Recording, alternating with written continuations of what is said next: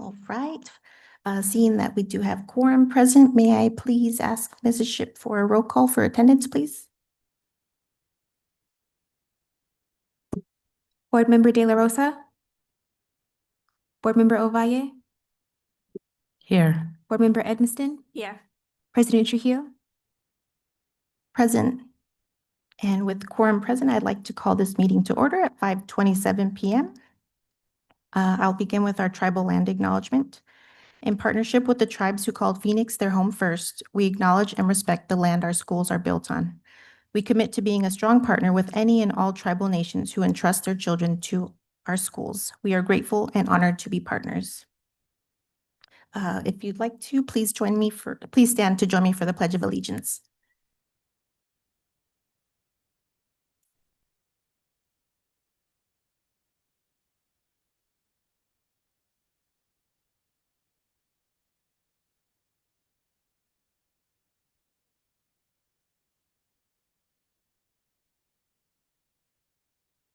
Thank you. With that, we'll move on to item A3, adoption of our agenda.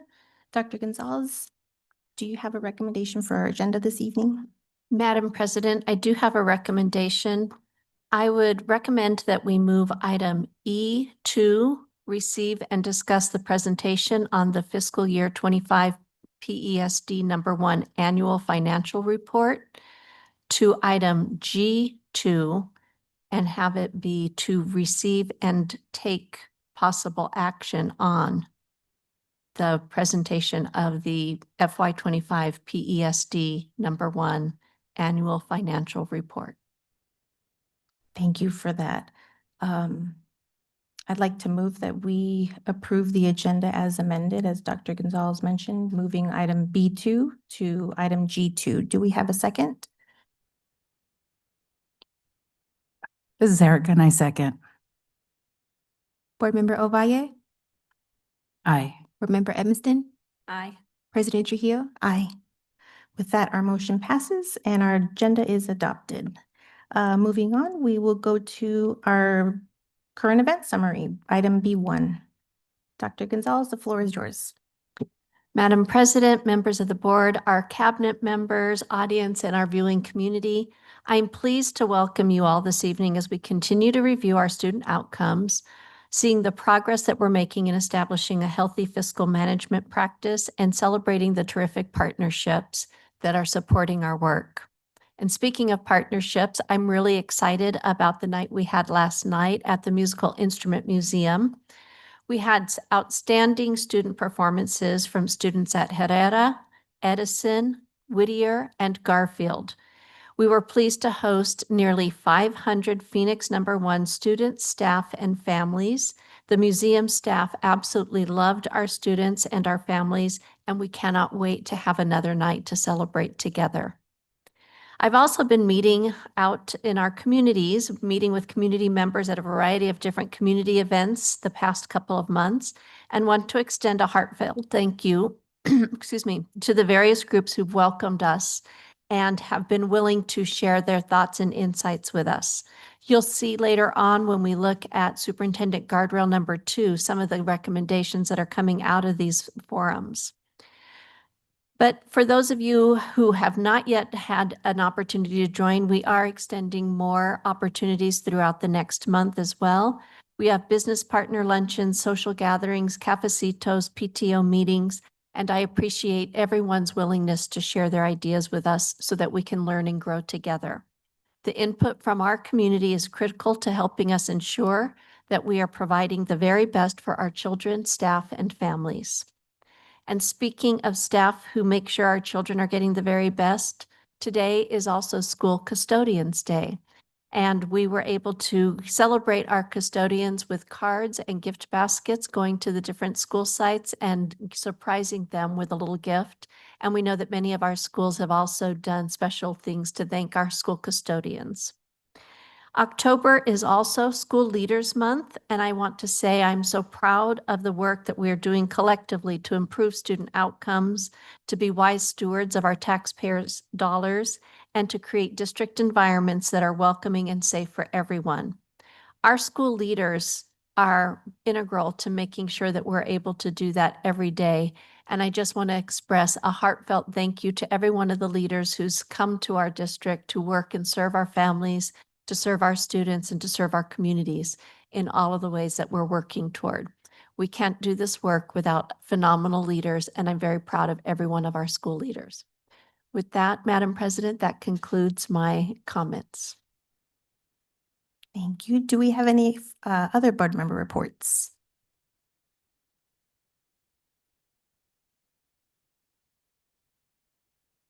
Oh, yeah, okay. I do have a few, as Dr. Gonzalez mentioned, that it is School Leaders Month, but I had written down National Principals Month. So definitely wanted to thank all of our wonderful principals who choose to lead our schools. I salute you and I'm grateful for all the work you do in service of our students and to the community. I'd like to echo your comments about the event last night and thank Mrs. Sims and our district staff for creating the opportunity to accept an invite to the Musical Instrument Museum, along with a lot of parents and students. It was a magical night of new experiences for me to actually go to the MIM and participate in some of the what do they have? Like exhibits, I guess I'll call them. It was an absolute pleasure to watch our students perform as well, having the music teachers out there leading and the kids and seeing the buses outside it always just touches my heart. So thank you very much for making that possible. Lastly, we have an all-male election upon us, and the district has 3 ballot measures on this November's election. So I'd like to share that the last day to register to vote is October 6th, and mail-in ballots are scheduled to go out on October the 8th. With that said, we can move on to our next agenda item, C1, our community communications. This is a time for the public to comment. Members of the board may not discuss items that are not specifically on the agenda. Therefore, actions taken as a result of public comment will be limited to directing staff to study the matter, respond to criticism, or rescheduling for a further consideration at a later date. We'll keep it at the normal, I'm sorry, how many electronic comments do we have? We have 2. Perfect. We'll keep it at the 3-minute mark. Do you have a timer Perfect. With that, we'll begin with our in-person comments. May we please welcome Allison Gullick to the front.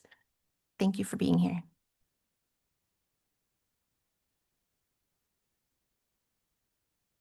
Oh, hi, I'm Allison Gullick, parent in the district. So I just want to share little things. Our district is at a breaking point right now. The enrollment numbers are in from Heard and Dunbar being closed, and they're staggering. At the last 40-day count, we lost over 10% of our enrollment from last year. That loss is not just numbers on a page. It's families leaving, walking away, and children leaving our classrooms and community losing trust in this district. Year after year, we repeat the same cycles of divestment, threatening closures and excuses for why we have to close schools and divest in our communities. But our students cannot wait any longer. Our youngest learners were infants during the pandemic. COVID is no longer an excuse for these struggles. Something deeper is broken and we must fix it. We are closing schools and ending preschool programs to the point of making programs unattainable to the average person. Outside of Shaw, we only have maybe 7 or 8 full-day preschoolers across the entire district. That is unacceptable. Our own guardrails show major academic concerns too. There is absolutely no reason that any school in this district should be at 0% proficiency in any subject. Consolidating resources into a few schools has not solved this problem. It's only made it worse.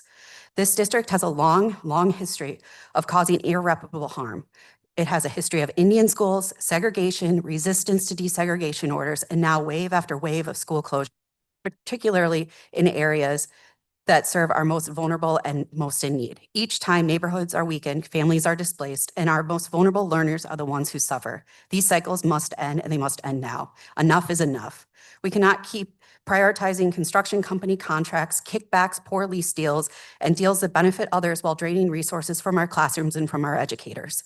All of this is a well-known problem in Arizona. We are Arizona's first public school district. We should be the champions of public education, breaking these cycles and not being a stain and a laughingstock in the news for failed leadership or being the dumpster fire. as we slowly watch public education whittle away. And yet, despite all of this, our teachers, our principals, and our staff continue to shine. My child has been lucky to learn from incredible educators during his 3 years in this district. I've been very happy with his progress, and I love every teacher and principal that he's ever had, especially at Kenilworth. Their dedication and proof is that we still have the foundation to turn this ship around if we choose to invest in them and our students and stop trying to right size or use buzzwords such as declining birth rates or to scare people when the reality is actually much different. We are here for one reason: the children and the educators who serve them. Closing schools and taking away resources from those who need it most and funneling them to those who already benefit from those resources is not equity, it's deepening inequities. Please take this to heart and think about the direction you want things to be and the legacy that you want to leave this district. Thank you. Thank you very much. Mrs. Ship, whenever you're ready to proceed with electronic comments, we are ready as well.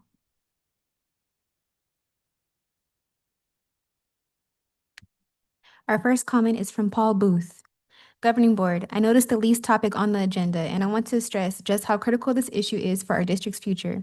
Lease agreements are one of the most powerful tools we have, not just to generate much-needed revenue, but to ensure our properties are being used in ways that truly benefit the community.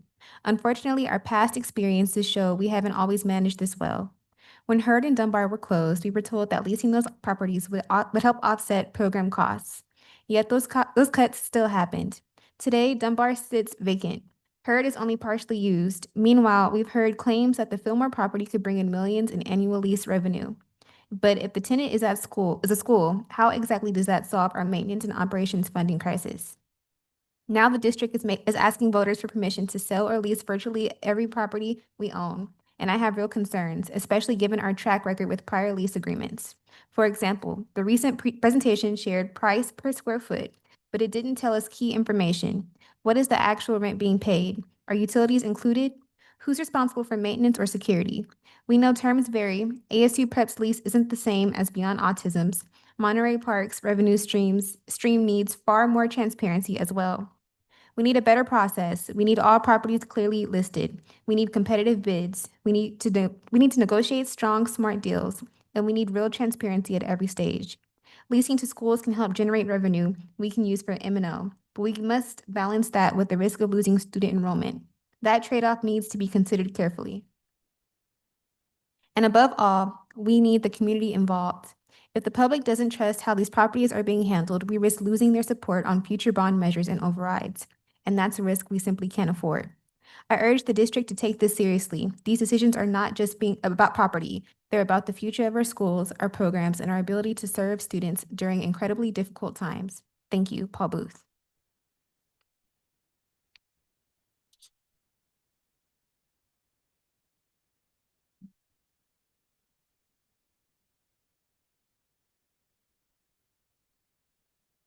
Our last comment is from April Pettit. Good evening, members of the board. My name is April Pettit, and I serve as the president of PECTA. I want to invite anyone who would like to join us for a canvass in support of the Phoenix Elementary School District No. 1 override. We will meet at the Arizona Education Association, which is 345 East Palm Lane, on Saturday, October 4th at 9:30 a.m. This override is not a tax increase. It is the funding that protects the very things that make our district strong.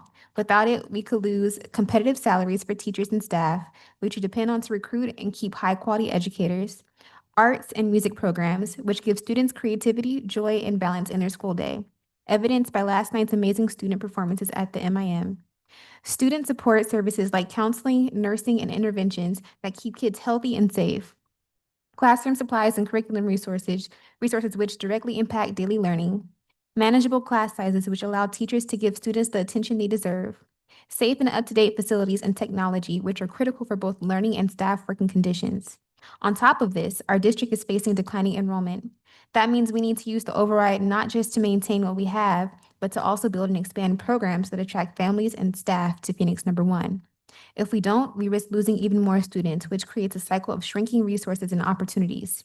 Strong schools are the heart of a strong community. This override ensures we can continue to provide the kind of education that brings families into our district and keeps great teachers in our classrooms. If anyone has questions, please email pectavicepresident@gmail.com or pectatreasurer@gmail.com. And if you can't make it this Saturday, we will have additional opportunities to get involved throughout October. Thank you. This concludes our comments. Thank you very much, Mrs. Ship. With that, we'll move on to our consent agenda. Our items D1 through items D13. I move that we approve our consent agenda as presented. Do we have a second? This is Erica and I second. Board Member Ovalle, Aye. Board Member Edmiston, Aye. President Trujillo. Aye. With that, our consent agenda passes and we will move on to item E1. We'll receive our presentation on the sale lease exchange of district real property. Welcome, Mrs. Sims. Thank you, Madam President, members of the board, my fellow cabinet members in the community. My name is Sarah Sims. I'm the Executive Director of Strategic Initiatives, and I'm here tonight at the request of the board to provide more information about the voter proposition on the November ballot in regard to sale, lease, or exchange of district real estate. If you would, Randy, what does voter approval allow the district permission to do?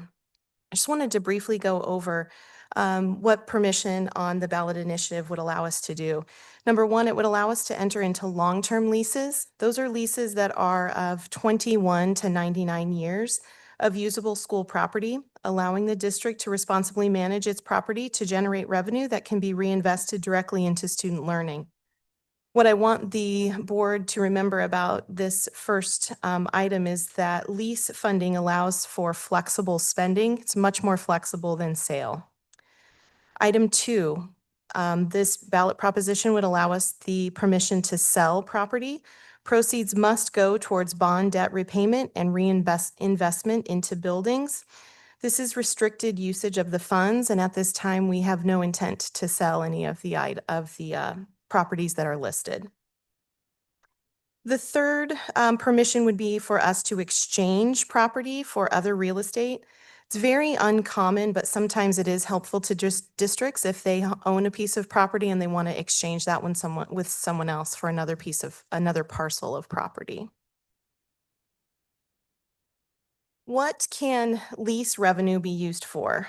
This is important for us to remember. If approved, the district could use the money from leases to construct or improve buildings or classrooms, purchase school buses or other vehicles, or cover any other district expenses, including upgrading safety infrastructure, programming needs, or necessary staff. And some examples of that might be offsetting preschool costs or after-school enrichment and sports.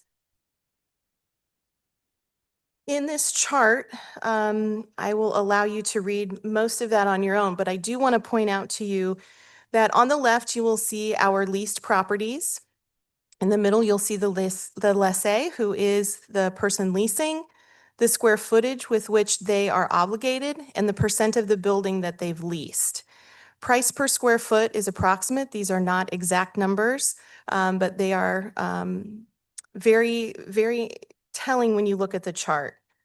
I do want to point out that Booker T. Washington, the Fillmore property, and Monterey Park are voter-approved long-term lease properties. Those are already allowed for 21 to 99-year leases.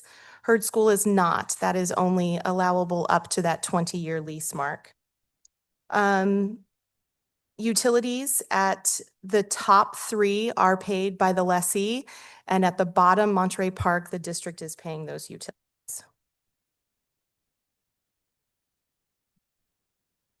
Oh, yes, thank you. I almost missed that.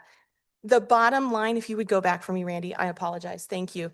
Monterey Park, super important. The asterisk on that line, the $15.54 per square foot is an in-kind.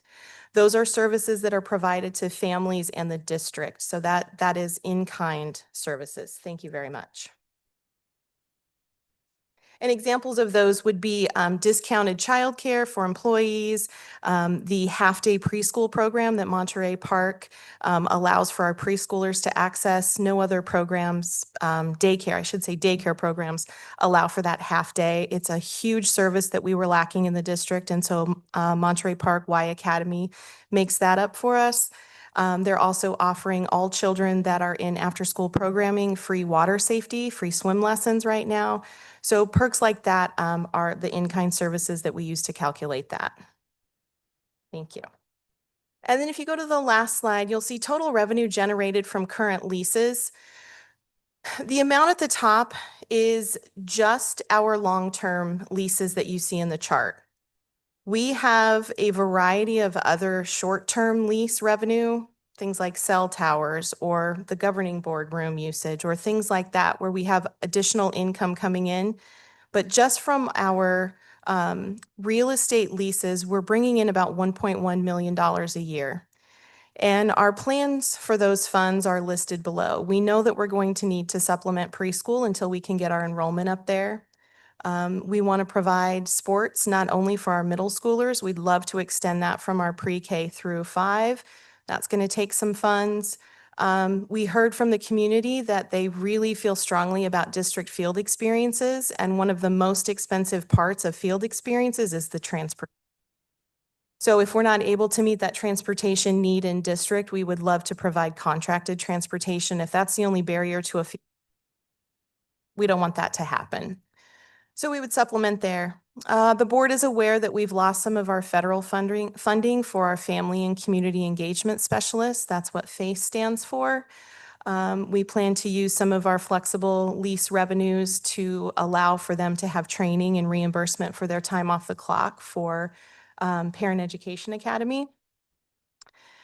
We have a very robust teacher mentoring program in the summer to welcome new teachers to the fold, and with that comes a cost. And so our flexible lease funds allow for us to do that. You know that we are very ambitious about new programming and offering programming that is important to families and that will draw enrollment to the district. For example, our DLI program. New programs take money to get off the ground, and so we have allotted $250,000 into new programming for students. And then the last line here is ANOT development. And so we have allotted that. We understand fully that these do not add up to 1.1. We're trying to build a reserve. So for those of you who are calculating, we understand those don't add up to the 1.1, but we are trying to build a reserve. So I thank you very much for your time this evening. Were you raising your hand with a question? President Trujillo, please. Thank you, thank Of you. course. Did I hear you say DOI? DLI, DL. Dual Language Immersion, which is housed at Lowell. Perfect. And it is busting at the seams. We are so pleased. Both classrooms are full. Wonderful. Yes. So startup cost for that, is that something, So startup costs are things that we're not able to pay out of our regular maintenance and operations, or things that we'd like to supplement. Advertising, any kind of modifications to the building or things that we need to do like that, supplies, transportation, hosting families, making sure that the face is available there if we need to pay extra hours, if we have an open house, some of those kinds of things where we've lost some of that federal funding that would have offset those costs. thank you And- very much for clearing that up for me. And curriculum and training for teachers if it's a new program.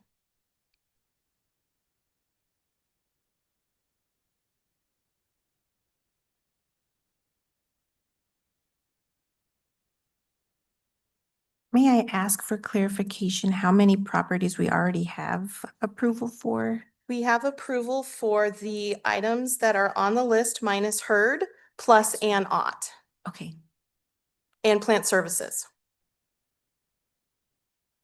On the ballot initiative, which schools are going to be?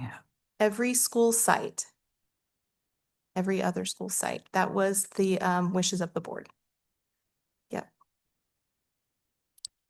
I do And remember. Emerson Court.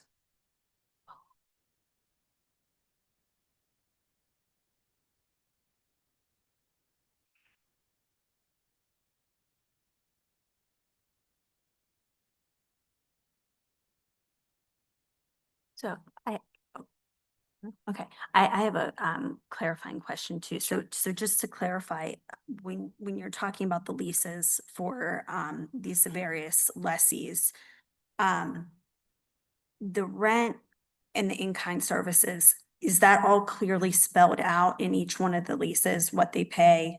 Yes, very clearly spelled out. So I can give you an example at Hurd if you'd like. Would that be helpful? So our lessee Beyond Autism pays a base rate for the real estate, if you will, the use of the actual square footage. And then they also pay a dollar amount for custodial and grounds and utilities. So it's all very clearly spelled out. It wouldn't be fair for us to ask the lessee at Hurd to pay the entire utility bill. They're not using the entire campus. So they're paying utilities specifically on the square footage that they're accessing in their lease. And that's all spelled out in a lease that goes through legal and comes back and is approved. And in fact, they just added square footage this week. They added one more classroom. So we had to amend the lease, and with that, then they're paying the additional custodial, utilities, and grounds per square foot. And all of the leases are reviewed by our legal counsel. I've got a question. So Sure. if all the schools are on the ballot, I wasn't here the day they made that vote, but I did hear about it. Does that mean at any time we can we can close those schools and put them up for a lease? Is So is this a pathway to school That's a closures? great question. No, there are clear legal parameters for what it takes to close a school. What this proposition would allow for us to do is enter into long-term leases. If you look at item number 1 on slide 2, leases 21 to 99 years in length. What's important about that as we look forward with these properties is if someone's going to develop something, a youth center or housing or whatever, it's very hard to secure housing for a short-term lease. No one's going to finance you if you only have a lease for 4 years.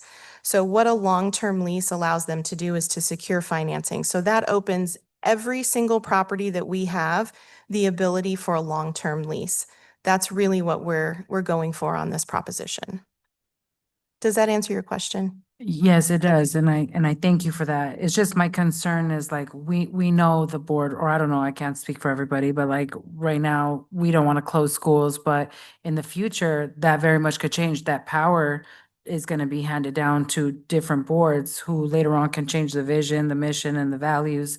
And so that concerns me, just to be completely transparent, that it might not be the pathway now, but it could be a pathway in the future. So I'm just, I thank you for that question. I think it's important to review what's required for a school closure.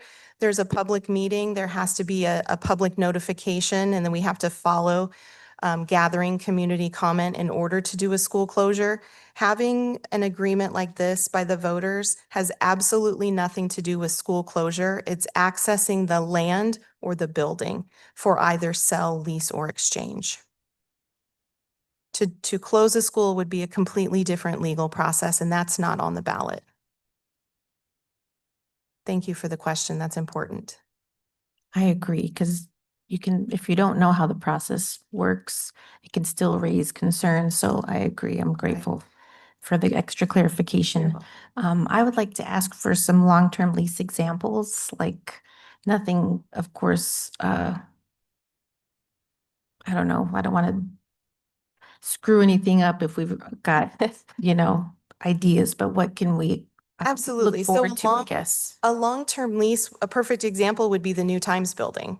That's a long-term lease. And so they took occupancy of the building. A lease was written with an escalator, which just means that every so many years, they're going to look at the consumer price index and they're going to determine what the legal rate of increase on that lease would be.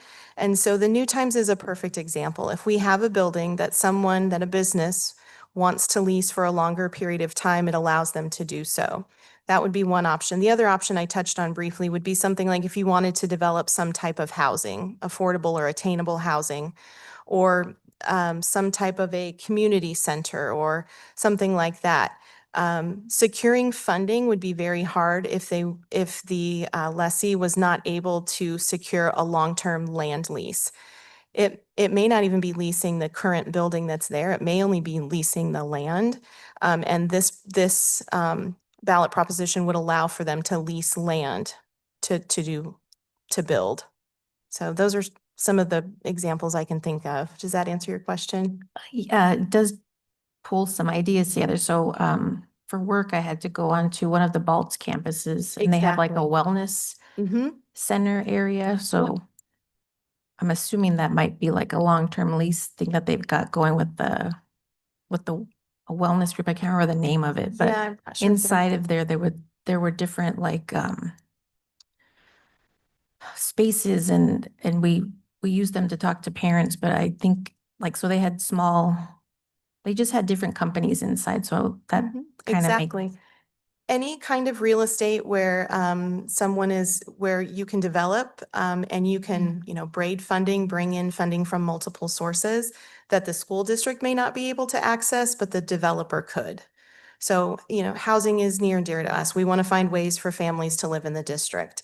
So, with a proposition like this would allow the land that we have to be developed by someone who does that professionally and knows about those funding sources. We literally own the land and we're leasing it to them to develop with a mutual cause that you all would have to approve prior to doing that. got it. May I ask for a little more info on the Consumer Price Index review? You may. I am not an expert, but our Just realty a team little, would be so I happy fully, to do I that. can understand it a little more. Yeah, every so many years it's reviewed and they look at the consumer price index, the rate of inflation against market rate rent, and then it's built into your lease at the inception so that every so many years you run the risk of your rent being increased with whatever that rate was. It was quite healthy the last time it was reviewed, which I believe was in March. And so then our lease with the New Times was adjusted in April to reflect that new consumer price index, and it was a significant increase for us. Perfect. Thank you. Any other questions? So one other question, thank you for this chart because it's really helpful to understand the current situation. And when I look at it, like two things right away stuck out to me. The first is, to the degree that they're all paying rent, some rent, they are providing the service, which is in this as well, as far as being able to reinvest that in educational purposes. But I think what I'm hearing from people, and actually I think it's in our documents too, that when community members are polled, they're citing at their top, and we're going to talk about this later, but engaging programs, knowledgeable, caring teachers, academic excellence, positive school culture, is that people really seem to be asking for educational enrichment programs, education-focused uses. And so, personally, that's really what I would like to see. And I'm interested to know, because also when I look at this list, I don't see that being equal as far as the educational value, as far as what they are contributing directly. And how is that weighed in this process, Thank like you. looking at what the needs are and if this potential lessee can provide something that's needed. You teed me up perfectly. I'll take that one. Dunbar. We have a review committee at Dunbar. And when anyone contacts me and says, I'm really interested, I'd like to lease space, I get a ton of these calls every week. It's amazing to me how many people are reaching out to us about space. So I put together a list of items that we need from anyone who's interested. And there's a review committee that's been gathered. And there are community members, there are staff, myself, procurement department, and we review those. And the list of items that we ask for is, what do you know about our community? How are you going to benefit our community? How can our students access whatever it is that you want to do with the property? And how will this help us with our mission? And here is our mission. And you can see that clearly on our website and all of our items. And so the review committee takes that into consideration. And we've had a lot who have said, well, I'd like to use the property for free, which we can't do because that's a gift of public funds. Absolutely nothing that they wanted to do in that building was going to benefit our students or our staff. And so we said, we're not able to do that. But the review committee is asking those exact questions. How are you going to give back to the community? What's your history in the community and what are you going to give back? And we are taking a really serious look at those when we get those applicants. I say applicants, but they're really inquiries. Just one follow-up on that. Yes. Giving back to the community in an educational sense that Yes. directly will benefit the students of this district. Mhm. Absolutely. Is it programming? Is it supports? Is it benefits for teachers? We're looking at all of that. And not every lessee can check all of those boxes, but we are trying to find some that meet we really have big dreams for programming. And if we can find partners that can help us do that, those would be our priority. Thank you. Educational programming. You're welcome. Sure. Hearing no further questions. Thank you. Thank you very much, Mrs. Sims. You're good, Dr. G? All right, with that, we can move on to item E2, adjourning to our executive session. I move that we adjourn to executive session at 6:02 PM. Do we have a second? This is Erica and I second. Thank you. May we please have a vote, Mrs. Ship? Board Member Ovalle, Aye. Board Member Epperson, Aye. President Trujillo. Aye. With that, we will move on to, we will adjourn into executive session for the purpose of receiving and discussing legal advice from our attorney for the public body regarding the board's options with respect to the superintendent's performance-based compensation pay plan for the 25-26 school year. We should be back within an hour. See you guys soon.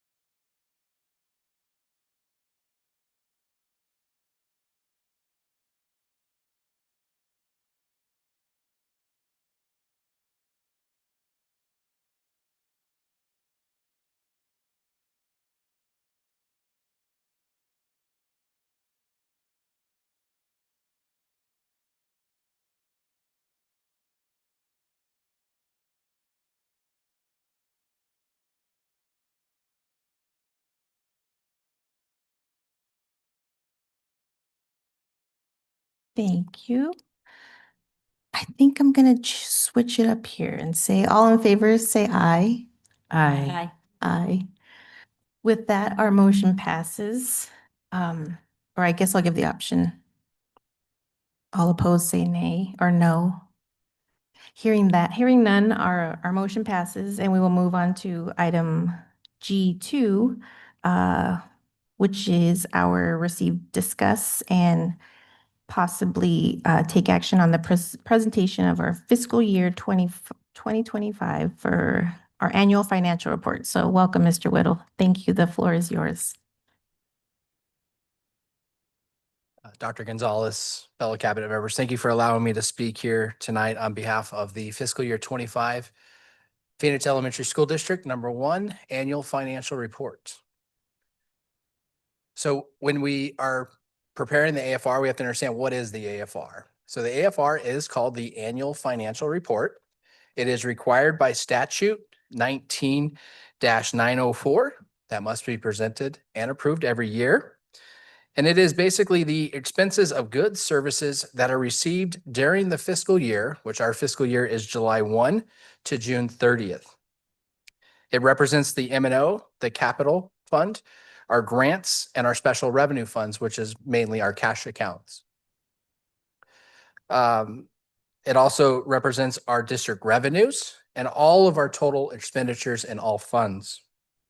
It also encompasses the food service annual financial report and our school level AFR, as well as our classroom site fund annual financial report that is due by November 15th. So how do we prepare for the AFR? AFR, we verify through our accounting software, Infinite Visions, and making sure that the records meet the USFR compliance questionnaire. USFR stands for Uniform Standards of Financial Records. It's everything. It's basically every school uses the USFR to meet compliance from the state of Arizona. We also verify cash controlled funds and state aid through the Maricopa Superintendent's Office, Maricopa County Superintendent's Office.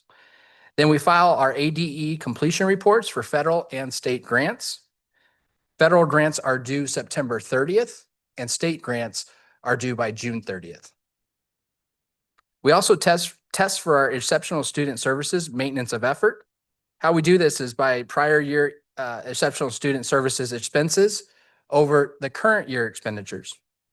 And districts must ensure that combined fiscal effort on a per student or aggregate basis is not less than 10% of the preceding fiscal year.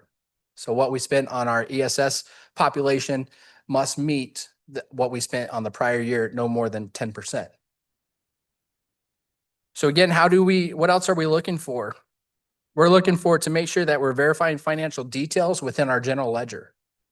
We're reconciling our M&O revenues. We're reconciling our M&O expenditures by program, function, and object. We're reconciling our Prop 301, which is also our classroom site fund, through revenues and expenditures.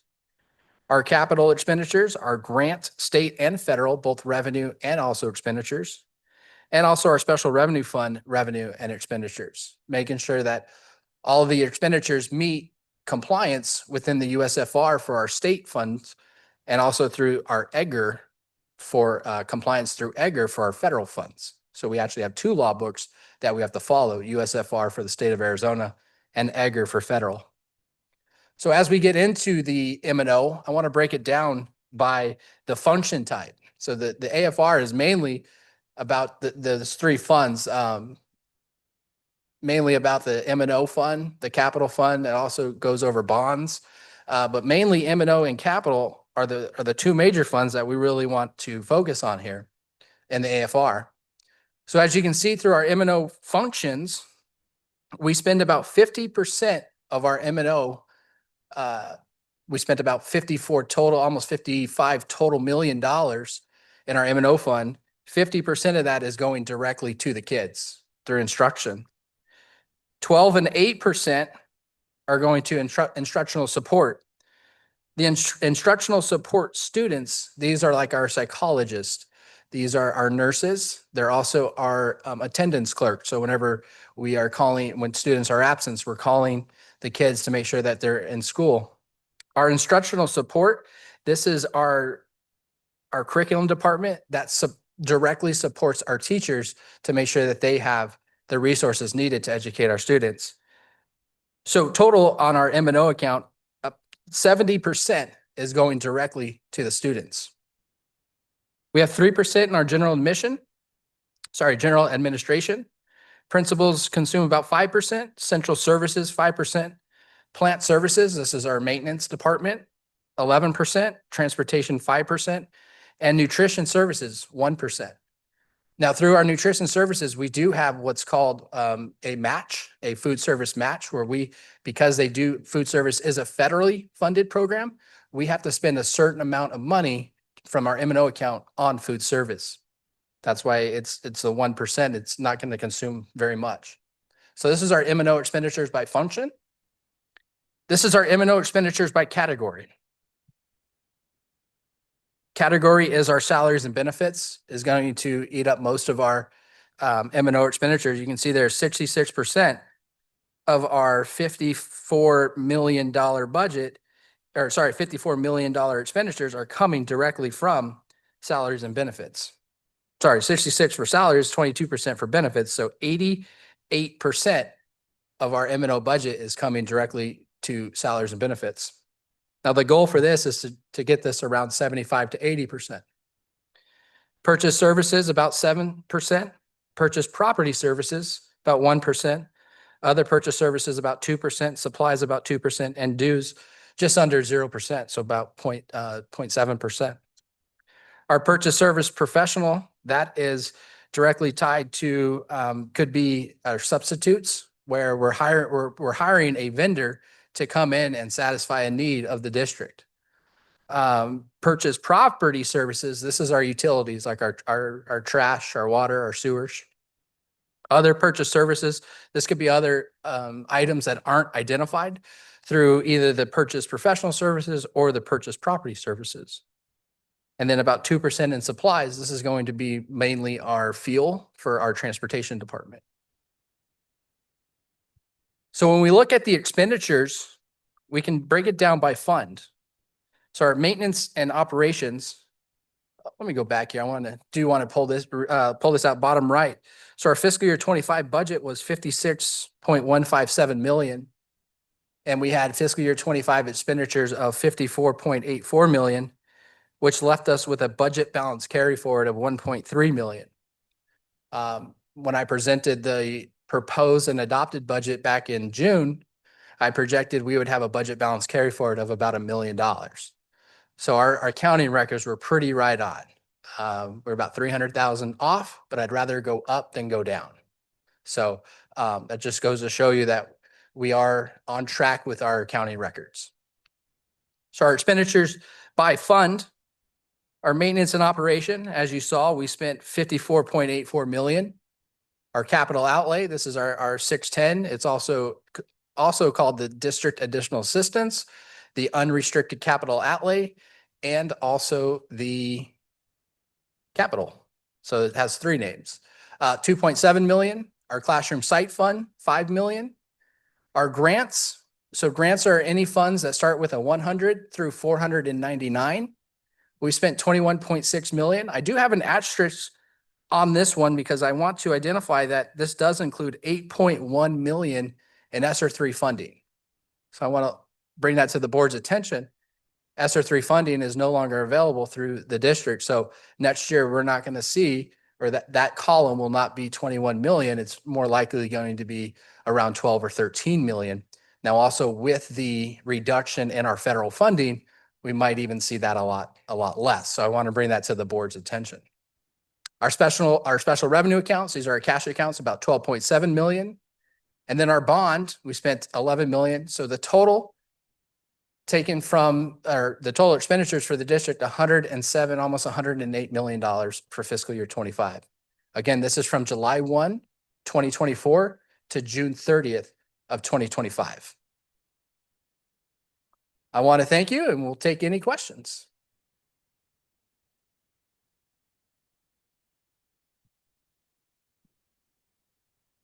I think if we could just kind of have a moment to look through a few things. that would be helpful in case any questions come to mind. Absolutely.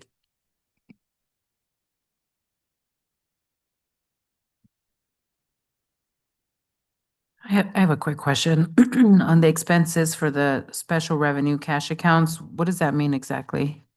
So special revenue cash accounts, this is going to be mostly our indirect costs, all of our 500 funds, which are cash controlled. Another special revenue is our food service account that is eating up most of this expenditures is food service, I believe, had about 5.7 million in expenditures. And the other ones are going to be our, when we do lease our properties, we get that revenue in, that's going to be in these accounts.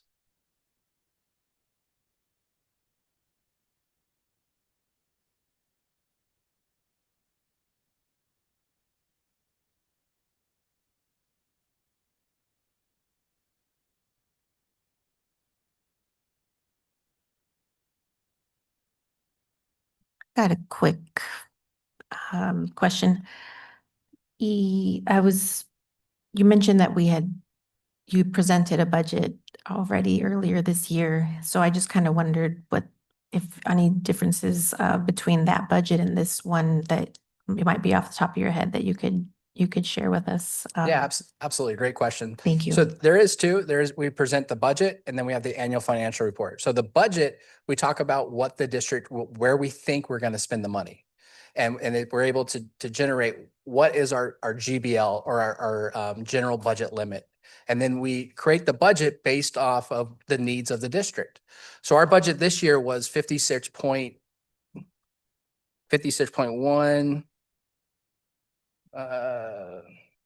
56.157 million. That's what we approved at the May revision budget. So the budget is our projections. Where do we think we're going to be? The annual financial report is actually showing where did we spend our money. So the budget, this is where we think we're going to spend it. And the annual financial report, where did we actually spend the money? And the budget that we got in May, or that we approved the last time this was presented, that was like a revised budget that we had a presentation on prior to that before, I'm assuming? Yeah, absolutely. So the budget is a moving target. Every single year it's a moving target. As we know, enrollment, it's a roller coaster. It goes up and down all year. So when we're presenting the proposed and adopted budget, and we have to have the adopted budget presented to the board and submitted no later than July 15th. Well, school doesn't start until the end of July. So we're taking projections of historical data and we're building this budget. And then when in December, statute allows us to revise a budget. If we budgeted way down, or if we budgeted way too high, we can bring it down. So in December, we're able to do a revision based on our because we do current year funding, we're able to take it to the board and revise either up or down. Right now, I think our current year budget, as I mentioned, I projected $1 million budget balance carry forward, and we saw it's 1.3 million. So actually, when we do a revision, we're going to increase our budget balance carry forward by $300,000. So that's why we would do a revision, is because we're going to increase our budget based on our projections. Thank you. I just wanted to kind of talk about the process a little bit more. Absolutely. Regarding the bigger one, this one, is there like a top line on here that show the top, like all of the expenses together and, oh yeah, total spending? Is that on this one? Yes, it has all their expenditures by fund. That one is very detailed. Okay, but it's by fund. It's not, it No. doesn't show everything all together. Yeah, the slide that we showed, the 107,000, we took and condensed that in for the board. So we took all those funds. There is about 150 different funds in Arizona. We broke it down by the categories, the M&O, the capital, classroom site fund, and then the grants, and then also the special revenue funds. And we broke them down for you to show the board, this is the 107,000 was all in there. And just a clarifying point on that. So, when when you have the total funds, all the funds all together and the expense minus the expenses, is there a number associated with that that's reflected here? What do you mean? Like income minus expenses, and if that's a positive or a negative number? Yeah, absolutely. So if I can get you all those funds added up and show it to you, but Okay. it is in there detailed. I believe it's on page 7 or 8, where it has federal funds on the top, and those are any funds with a 100 through 399. And then right below it is a section for state grants, which starts with a 400, and it shows you the beginning balance, shows you the revenue, shows you the expenditure, and then it shows you the ending balance. Now, what we get audited off of is the ending balance based on these numbers that we present to the governing board and also send to the Arizona Department of Education.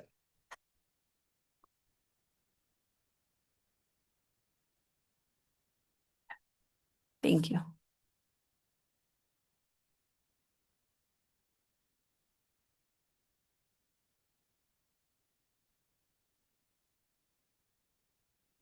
It's a lot of numbers on there.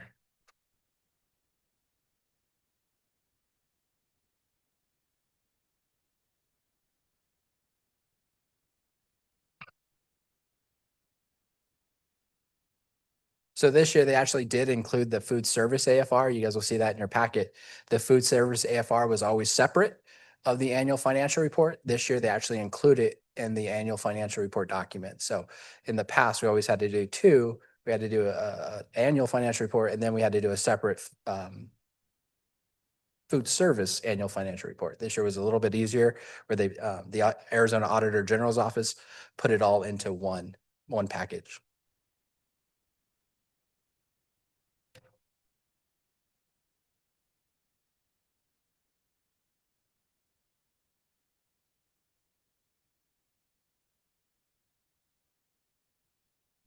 So did I hear that correctly, that we'll probably get the numbers that she was asking for, like in a board update or something like that? Yeah. Or maybe you could Yeah, schedule absolutely. time We to, can get the all the numbers in a board update. That's correct. awesome. Yeah, we'll do, how would you like that, board member Edmondson? Would you like it just a column of beginning balances, revenues, and then expenditures, and then ending balance? I think it would be most helpful if it's possible, to reflect the total revenues, what that number looks like, and the total expenses, what that number looks like, and where the current level is at, if that makes sense. So, revenues minus expenses, then that. With the beginning balance strategy, beginning balance plus your revenues minus your expenditures equals your ending balance. Yeah. Okay. I appreciate how fast your brain breaks down what those numbers are going to look like. And great question. Thank you very much. I'm looking forward to either hearing about that or receiving it. If it's in a board update or if you two talk about it and it's shared afterwards. I Yeah, don't have any and- further questions. Board member Edmondson, to come to your point, you bring up a really good point. The key when we're going through the audit is making sure that our June 30th balances with the county match our accounting records. That's a huge audit. And this year, and can't speak on past years, but this year, that is one thing that we've focused on heavily, and our ending balances do match our general ledger. So very proud about that with our team.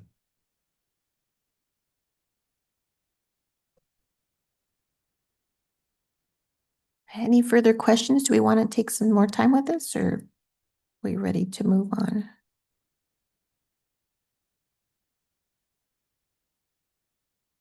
Point of inquiry. I I'm not sure if this is the right time to ask this, but when we vote on this, are we voting to the accuracy of the report? Yes, absolutely. Yeah, integrity is definitely huge.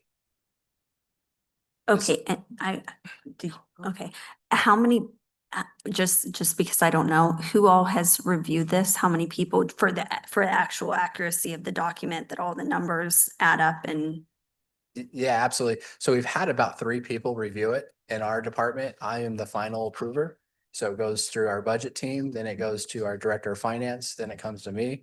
I do believe our director of finance did have a consultant help on our cash balances. So it has gone through several eyes, Thank you. and we shared it with cabinet as well.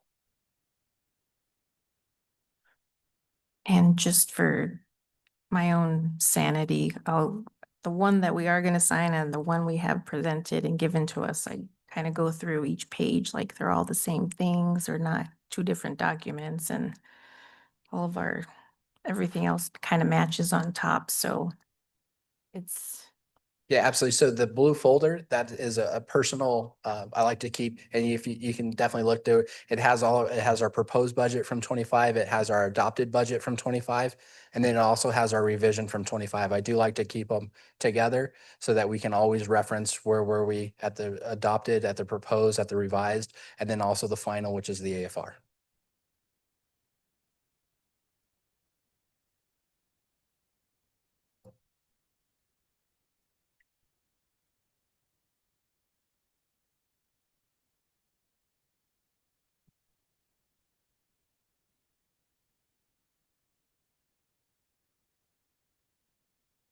So do you want to mention this as well? This gets audited.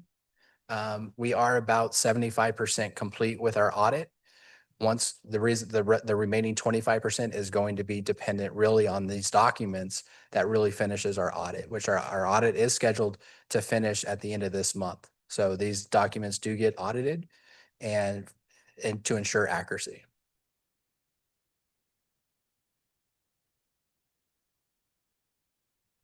And then the audit is presented to the board, and our auditors actually come in and will explain to the board, hey, these are the findings we had.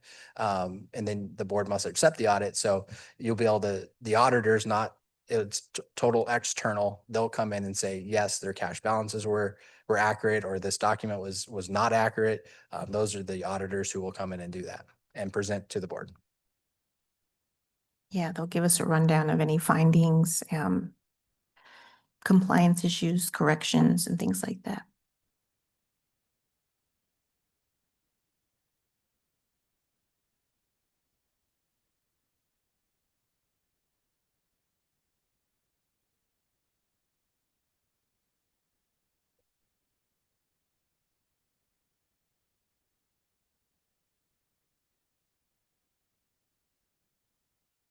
Just because you mentioned the audit, and I'm glad you brought it up because it is a huge part of this process. If we're on schedule to finish next month, that sounds early. Are we ahead of the game? So we are currently way ahead of the game. Last year, if the board remembers, we had the auditors come in May to present, and the audit is due by March 30th. However, because we do take in bond funding, we have to do what's called a ACFR, which is an annual comprehensive financial report. It's basically gives the district our credit score. So when we do go out to sell bonds, we're able to get either a lower interest rate. So our ACFR is actually due by December 30th, and we are well on schedule to finish before then. Hopefully the auditors are here in December to present our audit in December. So. That's really great news. I'm trying to compose myself. I'm really, really, really excited to hear that. Thank you very much. And that question about that, that's the normal process. The normal process is to submit it and then they do the audit. Yeah, because the auditors, they need to see what are we submitting to the county superintendent's office, or what are we submitting to Arizona Department of Education. It's not set in stone until we actually submit it. And it becomes a public document that people can go in and say, hey, what is this? So once we submit it, then the auditors will pull from the Arizona Department of Education's website, or Arizona School Finance, and they'll pull that document and say, okay, this is what you're presenting to the community, to the public. We're going to audit it for accuracy and for integrity. So. And I want to thank you for every time you do send us an update, you do include all the links for where these numbers come from. where these get submitted to and everything. So I do appreciate it. It can be daunting, but I'm really happy to have to access it and Yeah, absolutely. ask you a million questions. Bless you. Try to be as transparent as I can.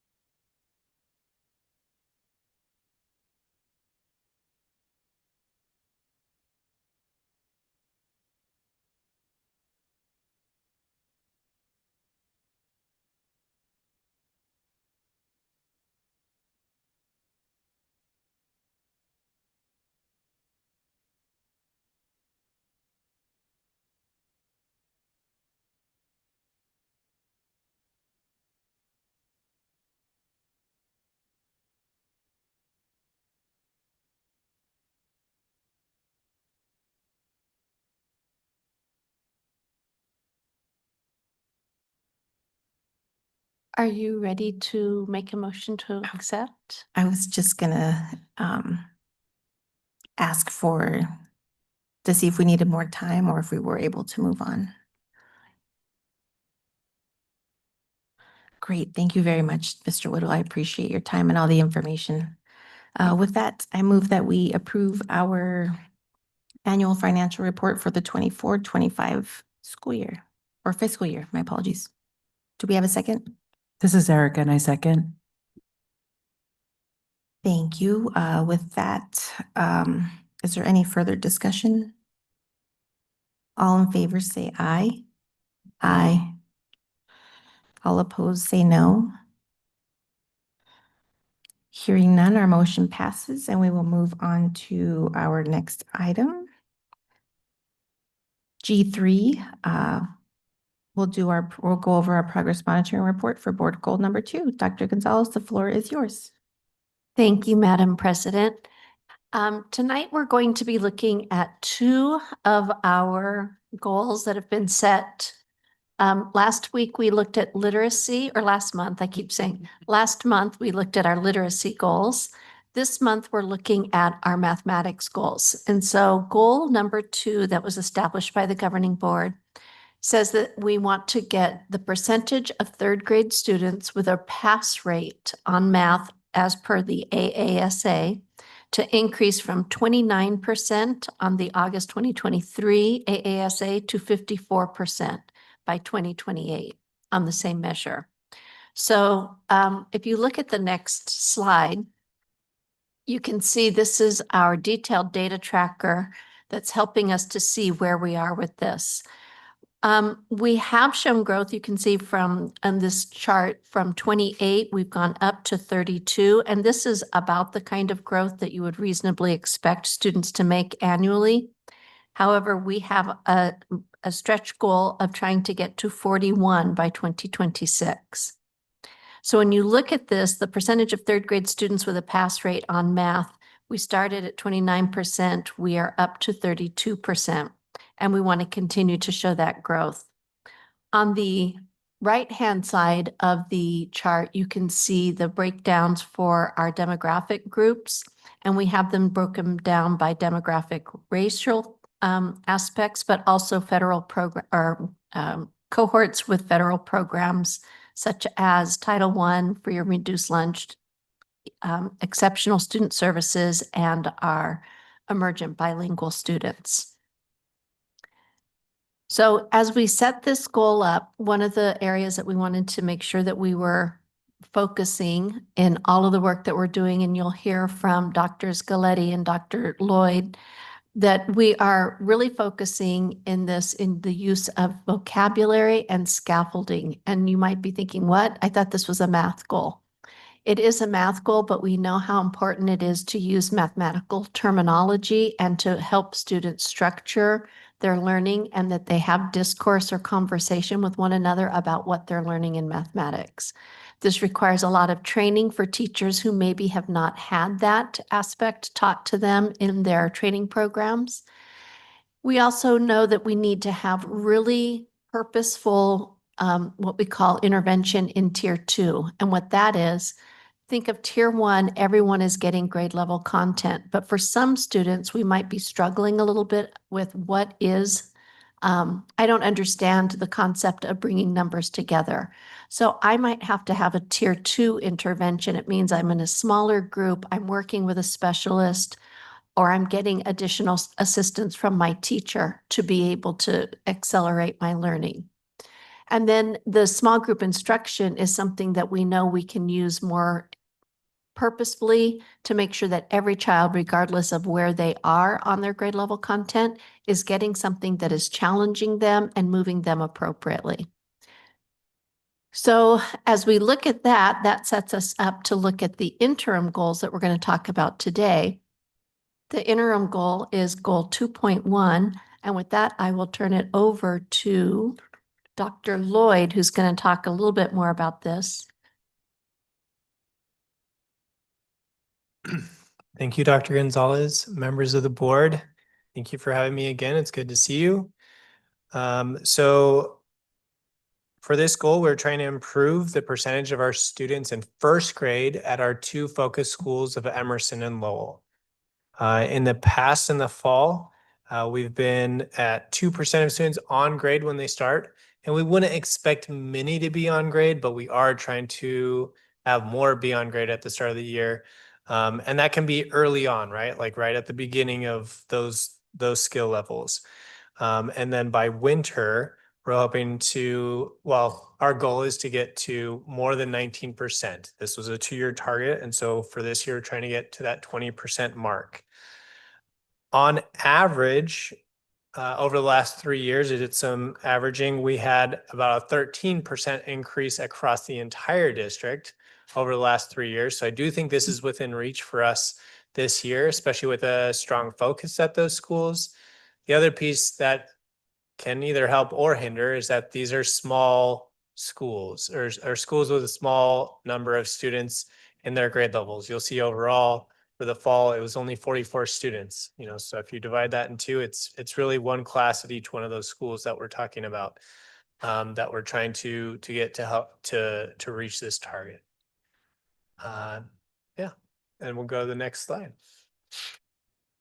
This slide is showing the breakdown by schools, and now you can see our 2 target schools, or our 2 focus schools, Emerson and Lowell.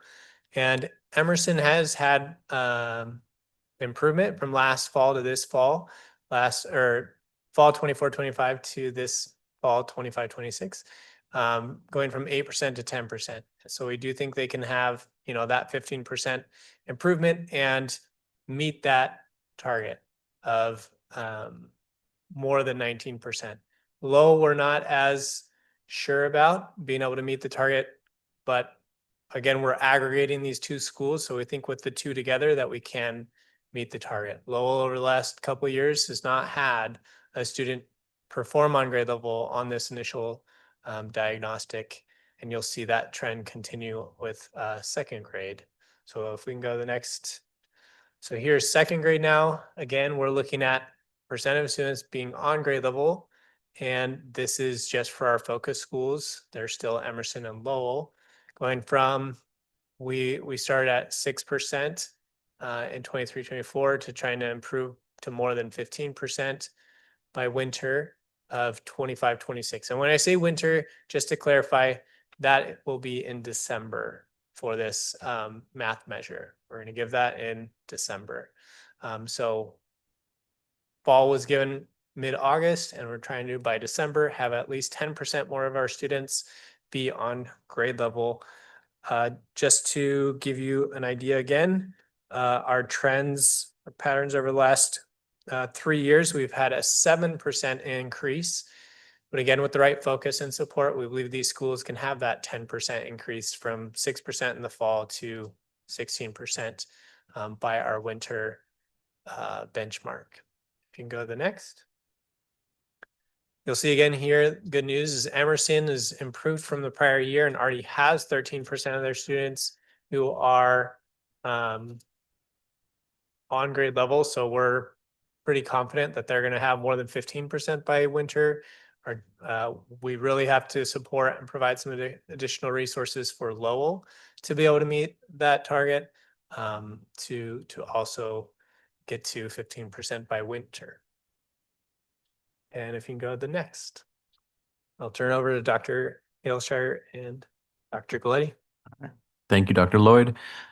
Madam President, to our esteemed board, cabinet, and colleagues in our community watching, thank you so much for having us to review some of this data. I want to emphasize a couple of key points. When we are looking at this data, our goal to the board is to provide not only an overview of how the schools are doing, but obviously how those focus schools are doing. And as a reminder to the board, those focus schools were chosen for a reason. So Lowell and Emerson were chosen specifically because we know historically those are two campuses that serve communities that struggle in this particular area. So it's not surprising necessarily that Lowell is a school that continues to struggle or that Emerson is a school that continues, because that's why we chose them as focus schools. And the reason why that's really important, is Dr. Lloyd sort of outlined, is we want to be able to see where those schools are struggling the most, what is working well, and then deploy the resources that we need to, going back to our conversation earlier this evening regarding the resources for educational outcomes, to those campuses specifically. So when we talk about what is working and what is not working, this is a really, something that we take very, very seriously. We sat down with Principal Ramos over at Lowell, Principal Gafonia over at Emerson, to really kind of get down to the nitty gritty of what are the things that are working really well, but what are the things that you're struggling with? And so I'm going to outline really briefly for you the sort of the highlights of what is working really well. But that feedback goes directly to our C&I department, because that then shapes our approach to what are the things that we need to be doing for these schools, knowing that if it works for these schools, because these are the schools that are struggling, that those same practices should be able to replicate and focus and support other campuses as well. So upon having these conversations with these leaders, and then also taking the information that we have, our academic leaders and our academic support team spend a lot of time on these campuses, observing their math instruction, observing what's going on in there, to really get a sense of where does the professional needs, where are the resources, and what is working well. When we combining those observational pieces and our conversations with the leaders that are there, monitoring and supporting teachers to consistently use the curricular resources. So this is a really, really important part for us in terms of ensuring consistency. If you have one classroom that is using Teachers Pay Teachers and you have another classroom that is using the district adopted curriculum, you're going to have very different outcomes of what's going on between those two classrooms. So really the first step of making sure that we have a strong taught curriculum is that they are all adhering to a very strong written and assessed curriculum. So we want to make sure that that's something, and that is something that requires a lot of training and focus, and that's something that we believe is doing really well on both of those campuses, and the leaders have identified those as an area of strength. Another one is increasing teacher efficacy, challenging word for staff, with math instruction through coaching and feedback. Dr. Galetti will talk a little bit about how we have sort of revamped the role of what our instructional coaches are doing on those campuses, and the outcomes that we're beginning to see using that revamped role of those instructional coaches in the coaching cycles that they are using with their teachers. Using intervention programs purposefully and appropriately. This has been a huge push both from last year and especially this year. We did an extensive training just last week with our principals.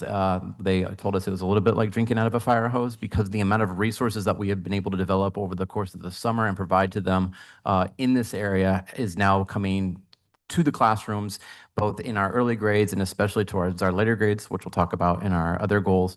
And so the beginning of using those programs, but that will be a continual focus for us for the remainder of the year. It's not just a one shot. We'll be continually coming back to those with our principal leaderships, teams, and capacity building. And finally, collaboration and data analysis to improve instruction through the use of those CTMs. And again, those collaborative team meetings.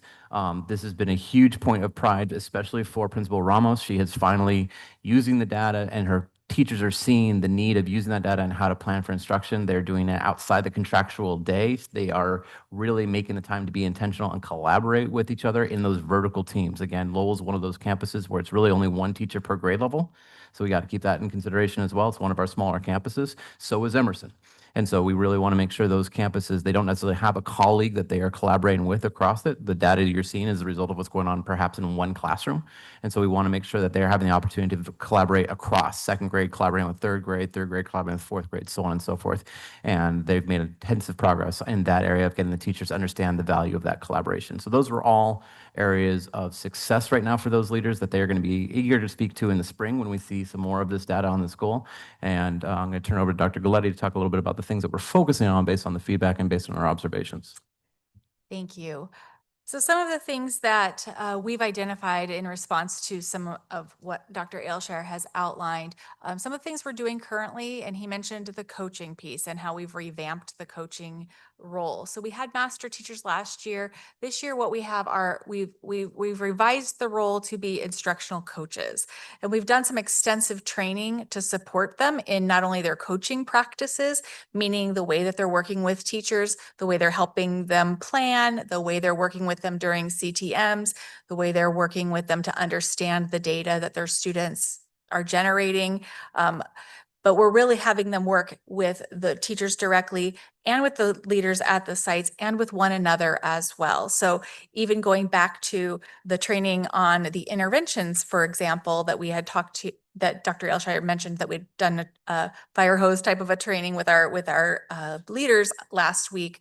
Yesterday, as an example, we were able to bring in those coaches to provide them a deeper level of training on the data analysis piece and how to connect the student needs directly with particular resources that they can use for their small groups that Dr. Gonzalez had mentioned, and to really meet those exact needs that students might have. So the coaching and the professional development piece has been really important for us in helping to also just increase their understanding of math and how to teach math. Susan Brown, our district math coach, has done some work with them. In fact, she's pulling a group next week to do during fall break to do a math boot camp to really work on planning and lesson design. So really helping them to understand not just their curricular resource, but how to plan with that, aligned to the grade level standards and in support of all of our students. I should also mention with our coaching, the other piece that's been really, really wonderful is when we talk about the access for all learners, which is at the bottom, that last bullet point there, and also in the coaching piece, our ESS department, led by Alicia Zelvis, we have coaches. She is a coach there who's also been learning and working alongside all of our coaches so that we are really truly using consistent curriculum resources and using those appropriately to meet the variety of needs that our students have. So we've been really working to be more intentional about ensuring that all of our teachers have access to the curriculum materials and they all understand the data to be selective about the pieces that they're using and how they're using those with the students. The other piece on here is in that third bullet, using the student data to plan for the scaffolding and the vocabulary development. What we know is that in addition to that small group instruction, we need to also understand the student data. Our teachers need to understand that student data so that they can help our students to learn those concepts while they're receiving their instruction. So clarifying vocabulary words for our students, for example, that's going to be something we've been working really closely with our English language development program here within the district to ensure that we have consistent vocabulary routines. So whether it's in math, whether it's in English, whether it's in social studies or any content across the school day, that our teachers are trained in how do you introduce vocabulary so that they understand and they're used to that process. So we're using some really solid research there and working with Mary Lou and her team to support that as well. So those are some of the things that we're doing currently to support math instruction at these younger grade levels.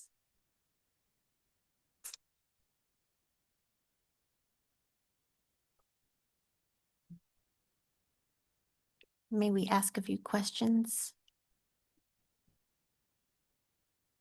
I'm gonna jump in and go first. One of the things that comes to mind for second grade is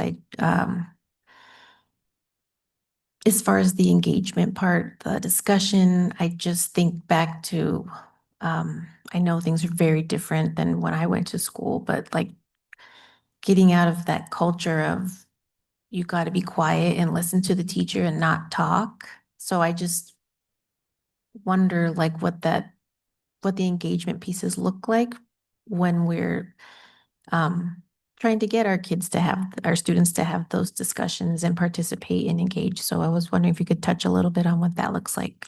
Absolutely. That's a really great question and something that we are also working toward. I think it mentioned the student discussion piece in there specifically. So our teachers are utilizing, it's called a try, discuss, connect routine when they're engaging in that math instruction, which means that they're giving a little bit of time after their initial instruction to have students try. During that time, they're walking around and they're kind of seeing and doing a little bit of informal assessment of where students may be struggling, where they may be needing a little bit more support. And so that's just about 5 minutes. So they're trying it to see, so this teacher has a better understanding of what that is. Then they're discussing. So that, and well, I should say after that trying piece, that might identify some things where the teacher might want to go back and clarify and support a little bit and then let them try a little bit more. But then they have that discussion piece. And so that's where the students are really engaged in discussing about math. How did you do this? How did I do this? Where are we? How are you getting that? How am I getting that? So there's this whole discussion piece where they're really encouraged, and that goes back to that vocabulary use, making sure that they really understand the math vocabulary so that they can use that in their discussions with one another. So the discussion piece is really, really important in math. Sometimes we don't think about it being so important. We think it's just numbers, but there's so much vocabulary with math and we know that there's so many word problems that we want to make sure that our students understand what the problems are asking so that they can engage in that and have those discussions. So discussion in the math class is something that is part of the regular math routine across all of our grade levels, K through 8.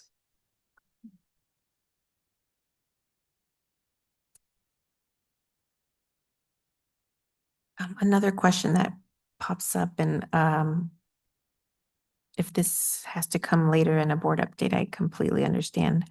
You mentioned the collaboration, the data analysis, and time taken to focus on a student's exact needs. Could you elaborate on that a little bit more as far as what that part looks like? That's it. Thank you. Yes, we can do a board update. I can elaborate briefly just to give you kind of because it is a process, but essentially looking at their iReady data, making sure that they understand that, looking at the assessments that they're giving from their math instruction and understand and see how those work together to help meet those needs. Okay, when that was mentioned, my mind went to like tutoring and those kind of like different other needs. So, and I know I didn't send my questions in early enough, so that's the only reason I And we can mentioned send some board scenario update. examples for all the board members to understand some of the examples of what that would look like. in a Only if it's classroom. helpful. I just wanted to be considerate that like if we don't have the information here, that I completely own my responsibility in not sending my question in earlier. Thank you. We're all educators and we can talk about this forever. So we want to be cognizant of everyone's time. I have a question.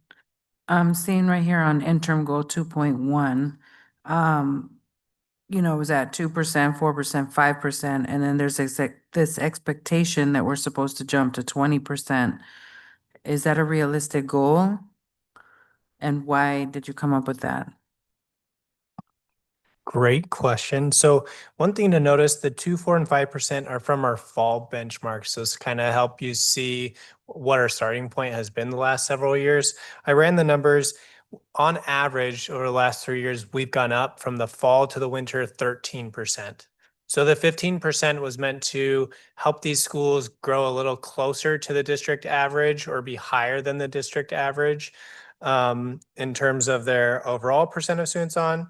And so we do think this is feasible, especially these schools where we are trying to dedicate additional resources. And again, I think because of their size, really we're influencing, 1 or 2 students more at their school in a way to be able to meet beyond grade than some of the other schools, and that will show that little bit of an extra difference of improvement, above that 13% that's been the average improvement from fall to winter. So I that's why that is a feasible target for them.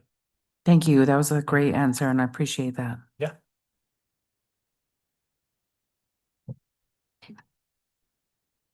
I have a question.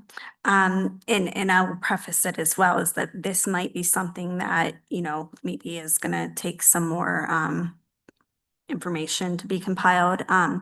But one of the things that I'm thinking about when I look at this is, I was thinking, somebody mentioned the dual language immersion before that is at a location, and I'm not 100% sure about how that works, but that was sort of my conceptual idea, as far as you have a school where you're focusing on one subject to really create an immersive experience. And I have personally benefited from that many times in my life. So I know how important that is. Like when you need to learn a large quantity of information fast, it's a very different experience than just kind of, every day, 40 minutes learning. But when this was something that hadn't like gone into the analysis in my head about it, but when it's a school that's also a classroom of 44 and you're looking at concrete subject areas like this with math, is it happening where maybe math specialists are coming in to try to create that immersive environment to, basically specialize in that sense, rather than,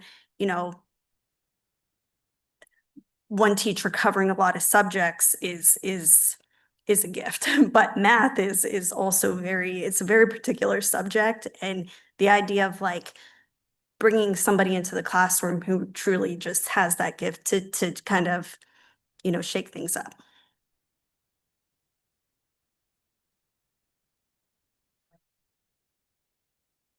So I do think that in the dual language model, there is a portion of the day that is taught in Spanish, another portion of the day that's taught in English to create that immersion experience. But the teachers who are teaching the content are being trained in the specific content knowledge, regardless of the language used. What's nice is that in the dual language model, there's a lot of cognates that are used. So looking at words that have similar structures, similar sounds that mean the same thing in both languages. And mathematics is one of those areas where that really helps to strengthen the understanding.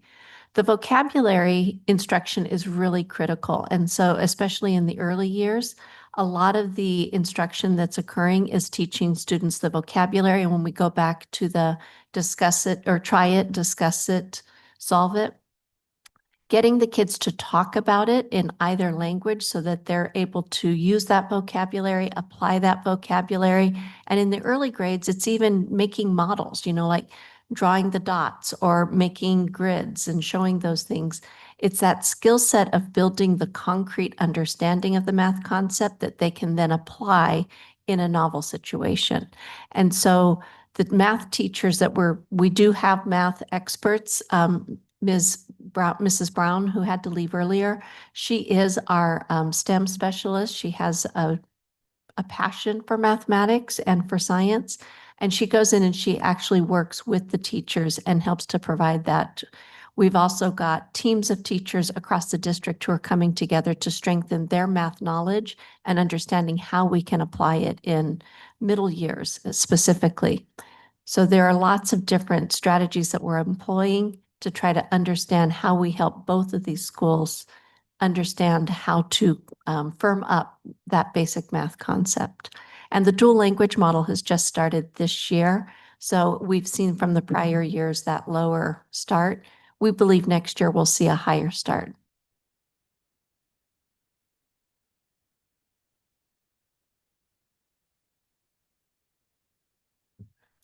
I'd like to ask for a clarifying question, just so I understand. So fall data is more like our iReady, things like that, and then our winter benchmarks are different.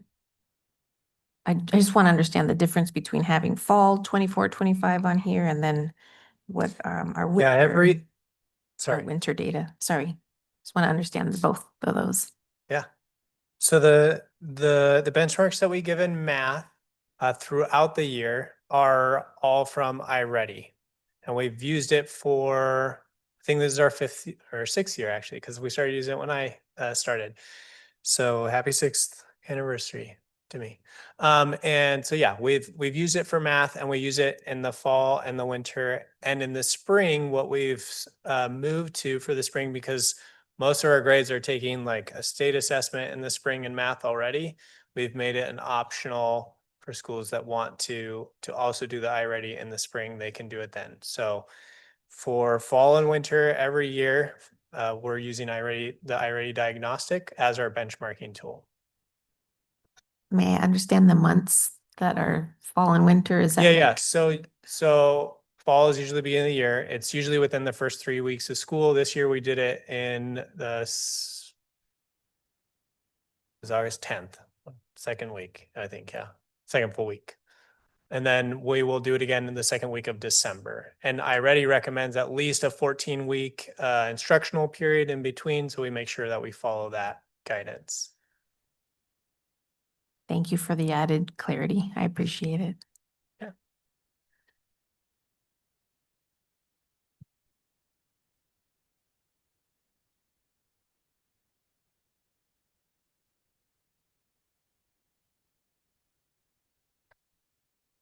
My last question would be what can we expect as far as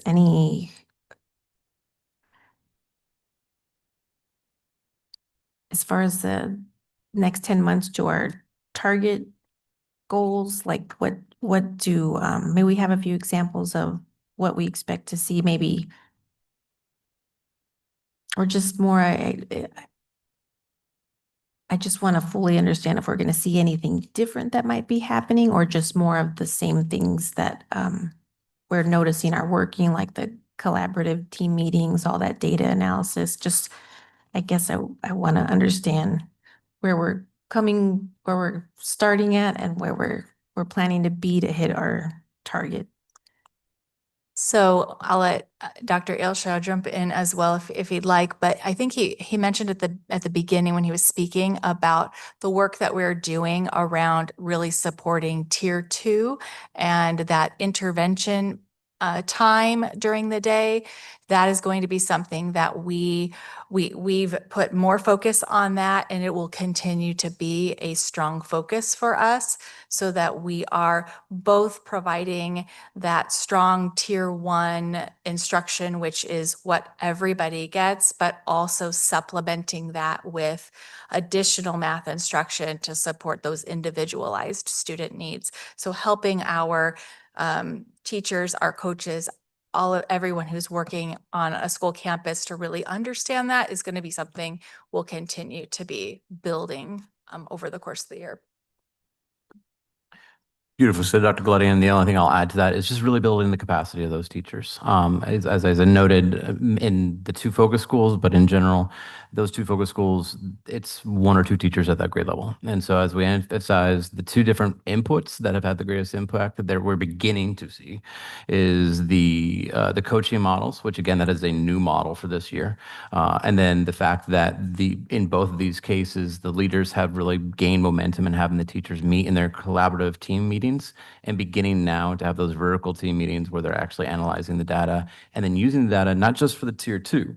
Really want to emphasize tier 2 is great, but unless we are doing things every day in the classroom with all of the kids, and that goes back to the scaffolding, making sure our students are able to access the grade level content, making sure our ESS students, our EL students have access to the content, and the expectation of every teacher needs to be all kids can access the grade level content. We just have to provide the scaffolds and the art of teaching to make sure they do that. That is a guiding light for our department. And we want to make sure that's going to be something that we're going to be really emphasizing through the coaching models, through the professional development, and through the CTMs. And I believe that will see additional impact.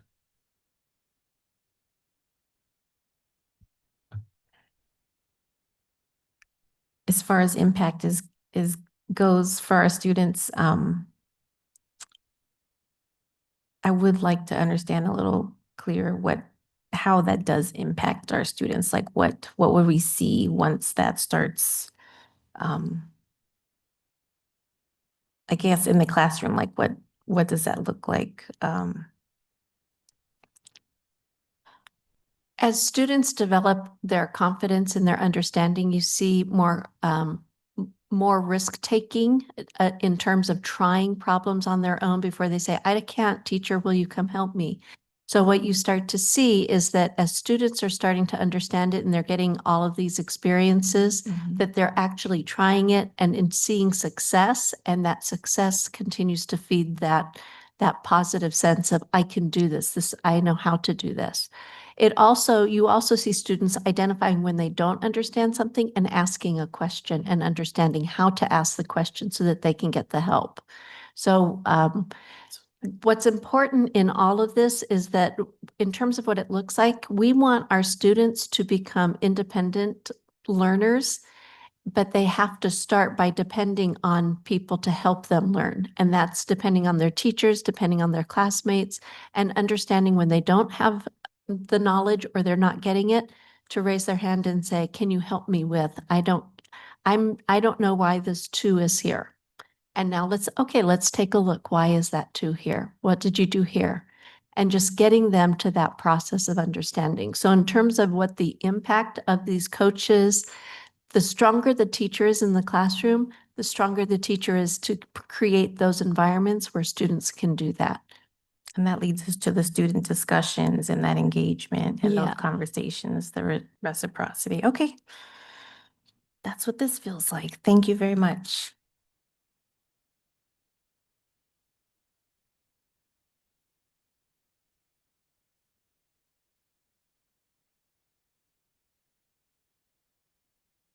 Are there any further questions?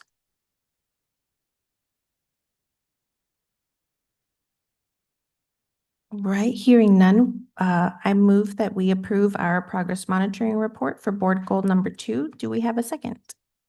This is Erica and I second. Thank you. All in favor say aye. Aye. Aye, sorry. Hi. All opposed say no.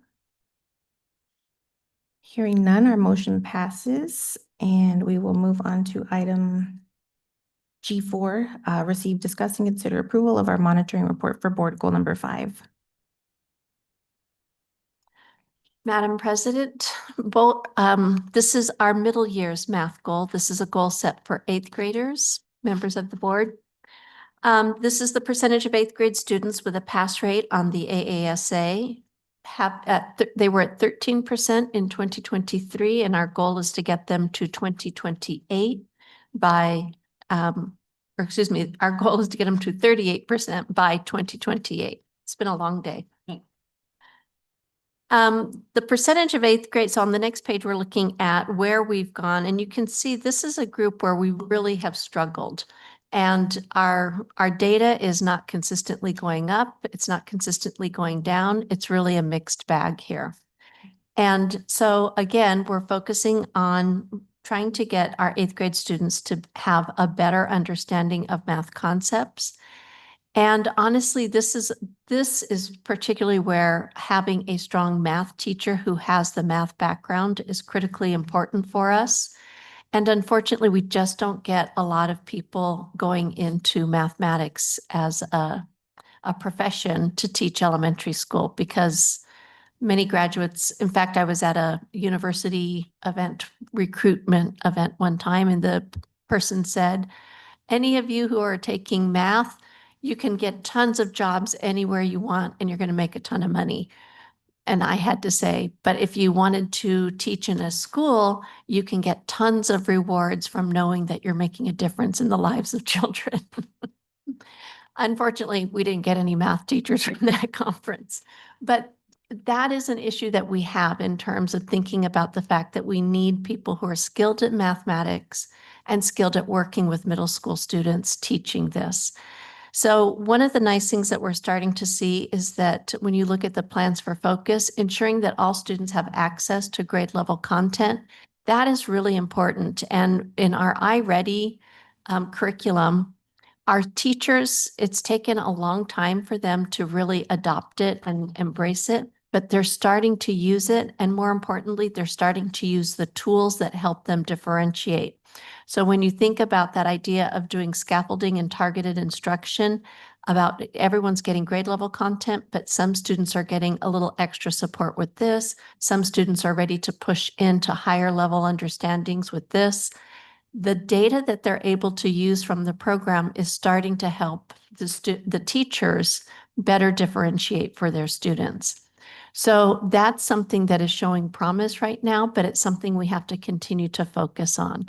And then in the other plan for focus is developing our teachers through coaching and professional learning. I spoke earlier about the group of middle school math teachers who are coming together and doing lesson studies. So really breaking down what are the components of the lesson? What is the student going to know and be able to do when they're done?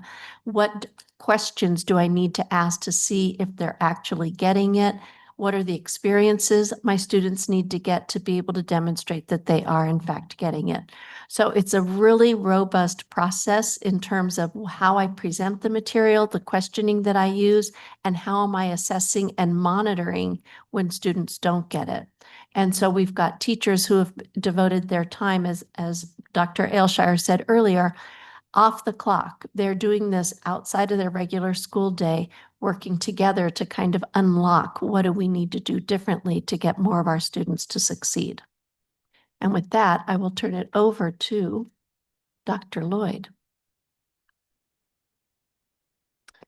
Thank you. Good to see you again. So here we're talking about interim goal 5.1 on the next slide. And this is our cohort of year 2028, which means this year they are sixth graders. And our focus schools are Capital and Herrera. So we started in 23-24, 17% were on grade level in the winter. And by this year, we're supposed to have 26% of those students in the same cohort on grade level by winter.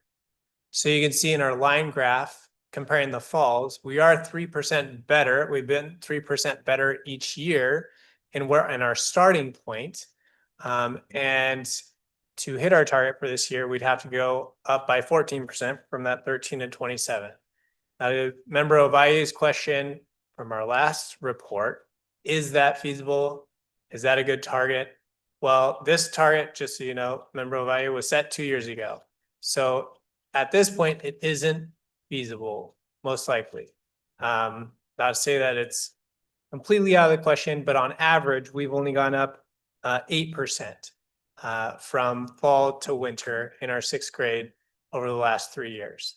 So it is outside of that range. And so we don't expect to be able to hit it at least at both sites this year, but we're going to do our darndest. So I just want to bring that up front.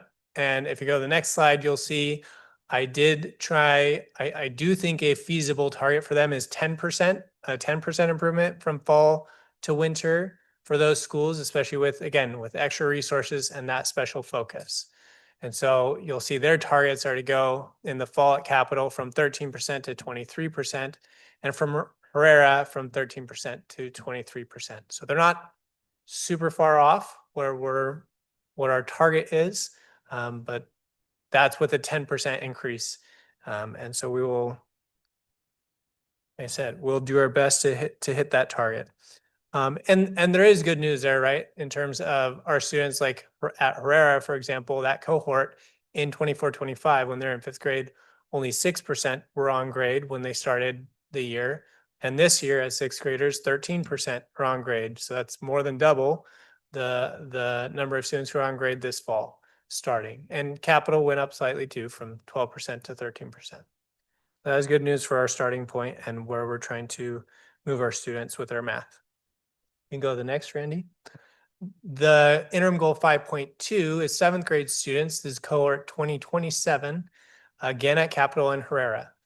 You can see our line is stagnated, well, dropped and then stagnated, right? So we were at 11% on grade level in the fall when they were in 5th grade. And then last year as 6th graders, there's 8%. And now as 7th graders, there's 8% on grade level. And again, the target that we set 2 years ago now is out of reach to be over 24%. We do, to give you some context, on average, our 7th graders over the last 3 years have improved 7% on grade. So going from 8 to 15% would be normal or typical. And we're trying to get to a 25% target. So it is out of reach. It's not impossible, but I'm going to project that we will come in below that this year. You can go to the next, Randy. Thanks.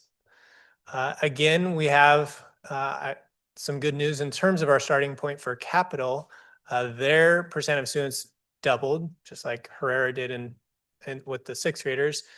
Capitol's has doubled their starting point from 6% to 13% on grade on the fall benchmark. So that is good news. And with a 10% increase, they're really close to that 20, more than 24%. Herrera, however, has stagnated and stayed 4%, last year and 4% this year. So we would expect them to get to around 14, 15%. And so that is why we wouldn't be able to hit that target for this year. We'll go to the next. I'll turn it back over to my fellow chairs.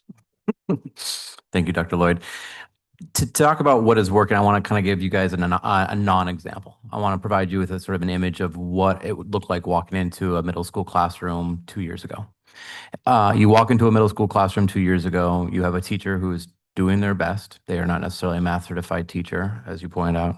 And they're in a room with students who on average are 3 years below grade level or more in math.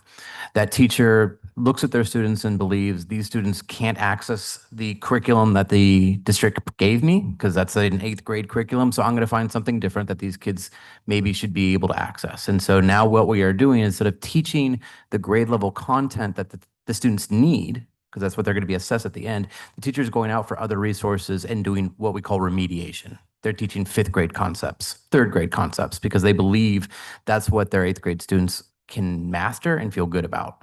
That would not be uncommon to see walking into a middle school classroom in many places in the United States. And it was certainly a place that we were at about 2 years ago. So when we talk about what is working really well, it's changing that dynamic. So now what we see when we walk into classrooms is teachers are not using those teacher pay teacher resources. They are picking up the actual curriculum that is a research adopted curriculum and working to provide that grade level access to all the students in the classroom.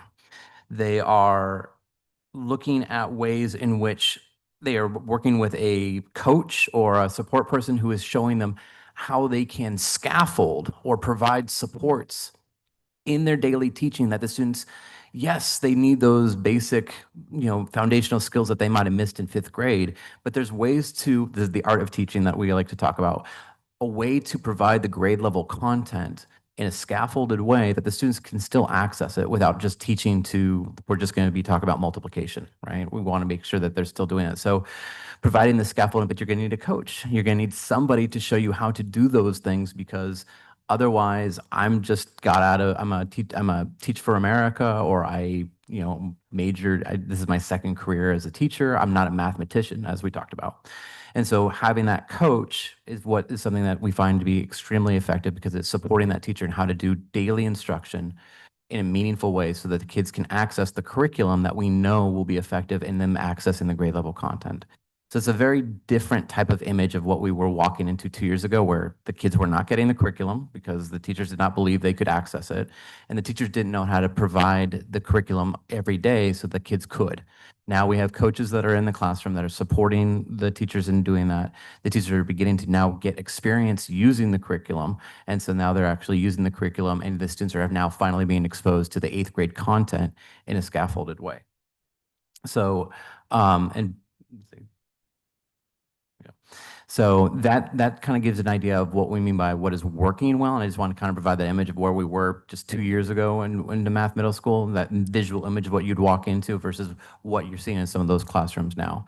That doesn't mean we're where we need to be. Obviously, the data shows that. And so Dr. Galletti is going to kind of outline how we now build upon those strengths. Just because they're picking up the curriculum, right? And that doesn't mean that they're planning with it. It doesn't mean that they are versed in it as well as they can be.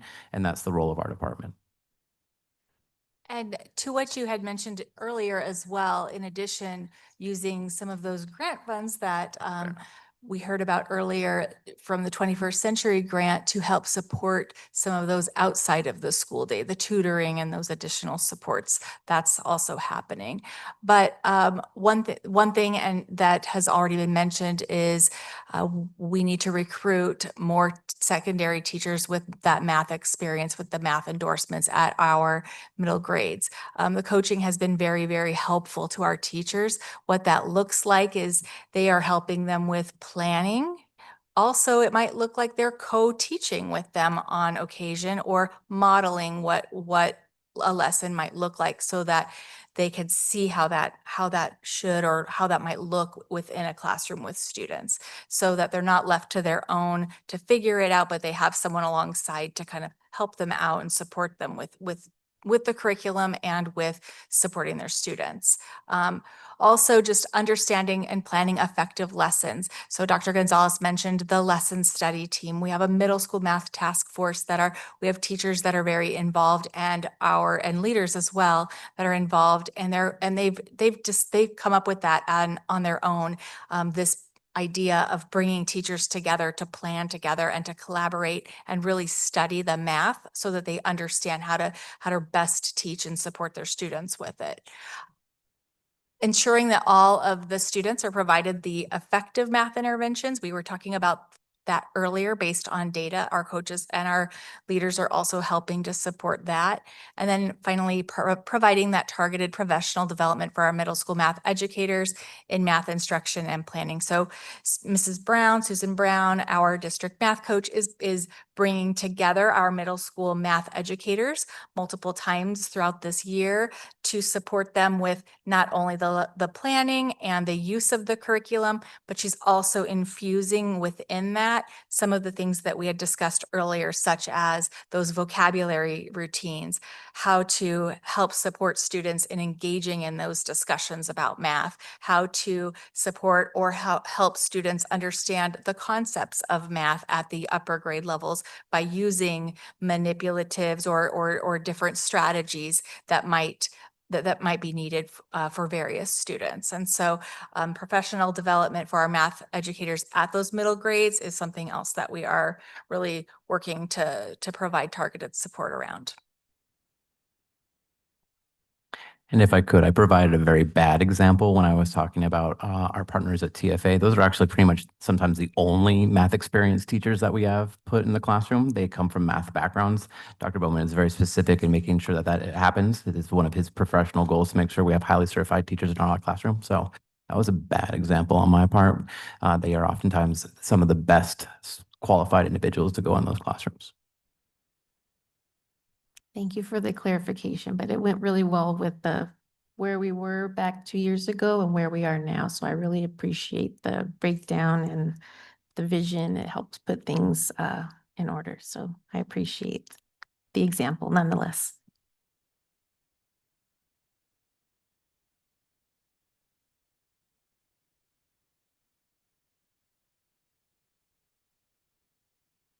Hearing no further discussion,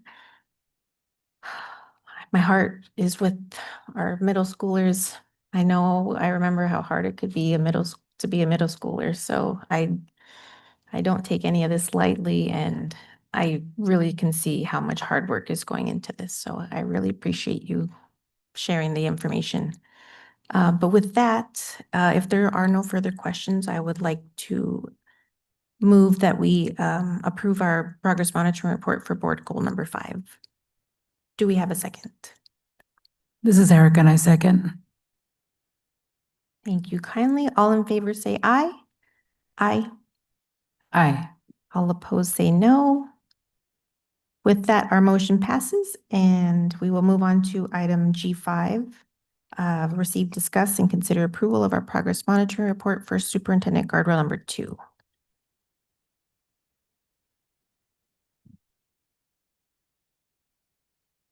This evening, Superintendent Guardrail number 2 is the guardrail that the superintendent shall not allow the district to operate without a human organizational customer service plan to foster trust and collaboration.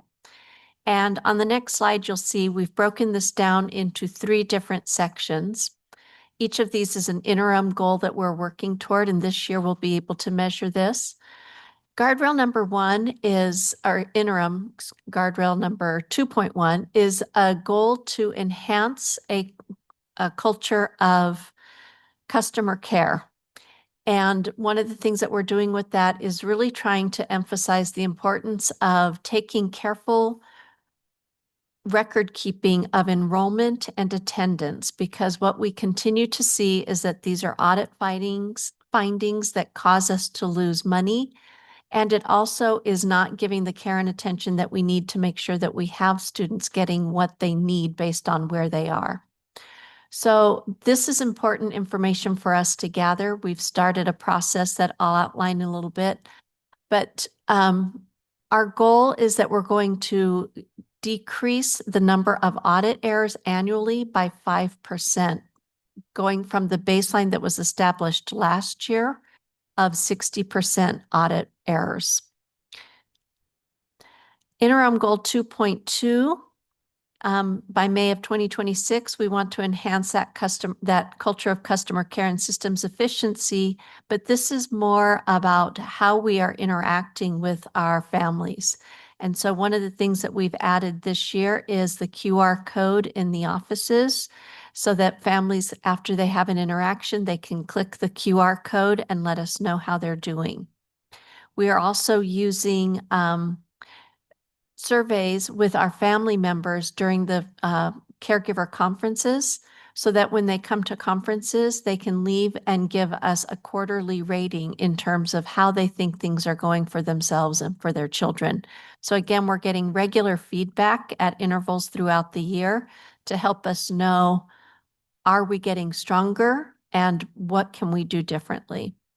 And then interim guardrail 2.3 is that we will have our family and community engagement specialists who will begin to work with us on the academic engagement portion, helping our families and our caregivers to be partners in strengthening the academics at home.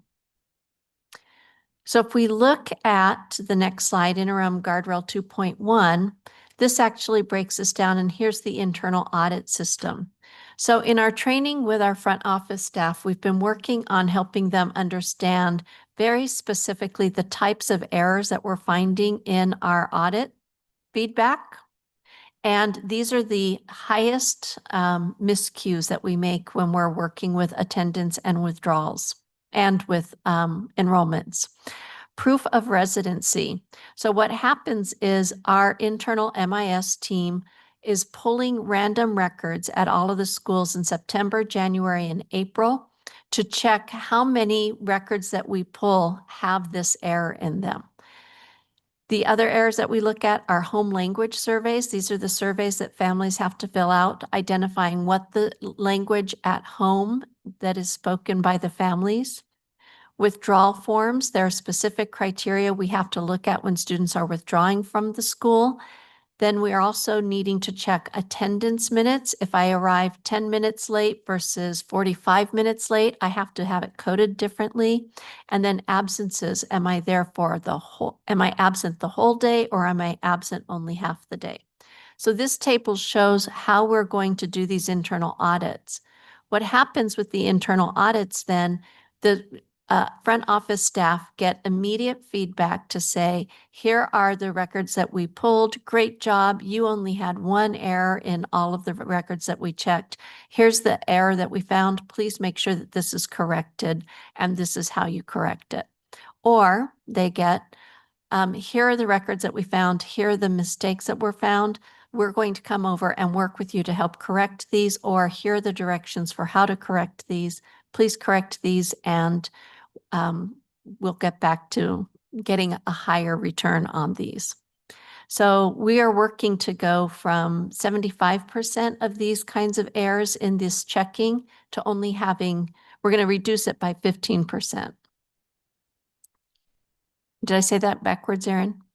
We're going to reduce it to 15%, not from. On the next part of this, this is helping us not only monitor and track our school performance with frequency of audit errors, it's also helping us understand from the perspective of the front office staff and principals, are the office staff being supported to be able to complete these tasks? Have they been set up for something that's not really realistic?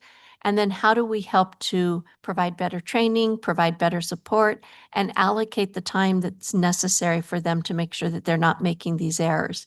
Because what happens when you're constantly having to go back and backtrack, you're not able to pay attention when somebody comes to the front window to talk to you.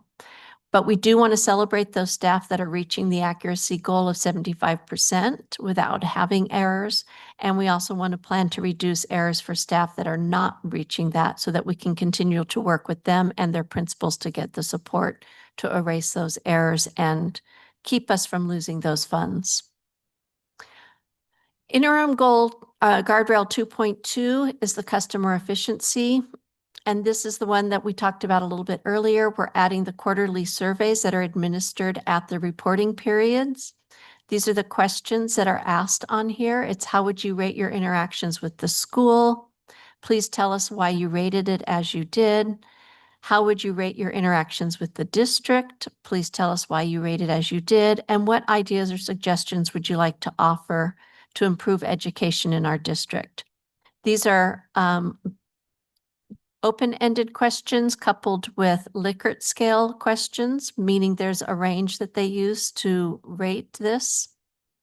And then the other tool that we're using to gather this information is through the roundtable surveys that I was talking about, going to schools and doing roundtables. And it truly is just tell us what is going well, what are things you would like to see changed, how can we better support you? And then we've got the front office checks that are posted across the district and in the district office as well. And these data are being reviewed monthly. So here's an example from the interim guardrail 2.2, the roundtables that we've had thus far. Roundtable at Lowell, we had 8 families total who attended, and some of the things that came out of that roundtable. There was an issue around safe communities when they just mentioned that the children are having to communicate or to commute to school through some really dangerous terrain at times. And there are a lot of social service agencies that are serving unhoused people, people with drug addictions, and students are having to encounter that on the way. Another thing that came up was the need to have more social workers or school safety officers at the school to help mitigate that impact when students are coming. They love music and arts classes and want to make sure that students are continuing to get those. They also want more after-school enrichment. And so Lowell, for example, has the Tiger Club, and they were waiting for Tiger Club to get started. And so they were very excited when they found out it was starting the very next week. And then another that came out of this was training for parents on working with middle school students. And you're going to see this came up also at the Cafecito at Herrera. So at the Indian Parent Advisory Committee, their roundtable, some of the common comments were more programs around STEM and enrichments. And this goes back to Sue Ann's comment earlier, making sure that as we're talking about programs, we're investing in putting those programs in place. And then an honest teaching about history, the Cafecito at Herrera, and the numbers in parentheses are the numbers of families who attended. They feel like there's better food now, but they want larger portions for middle school.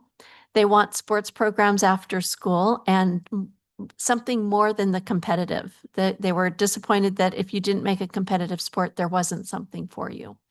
And then training for parents on working with middle school students. And at Herrera, they were specifically worried about talking to students about drug use and getting mixed up with the wrong crowd.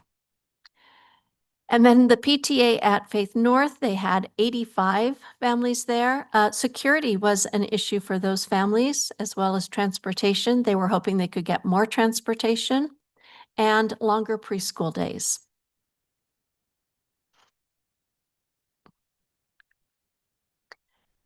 So interim guardrail 2.2, we also asked, what are the reasons that you attend? And some of the feedback, the most common was, I have a child who's currently enrolled in Phoenix #1. That's the reason I attended this meeting. Other frequent reasons were that they wanted to learn more about Phoenix #1. They were considering enrollment. They wanted to share experiences and opportunities for students and families, and that they like supporting local education. These are the top school choice factors are in the order of importance. School safety was one of the highest factors that they rated in terms of why they choose the school. Engaging programs, knowledgeable and caring teachers, academic excellence in school rating, a positive school culture, after-school enrichment, the quality of meal programs, location, and transportation items. Those were all at the very bottom.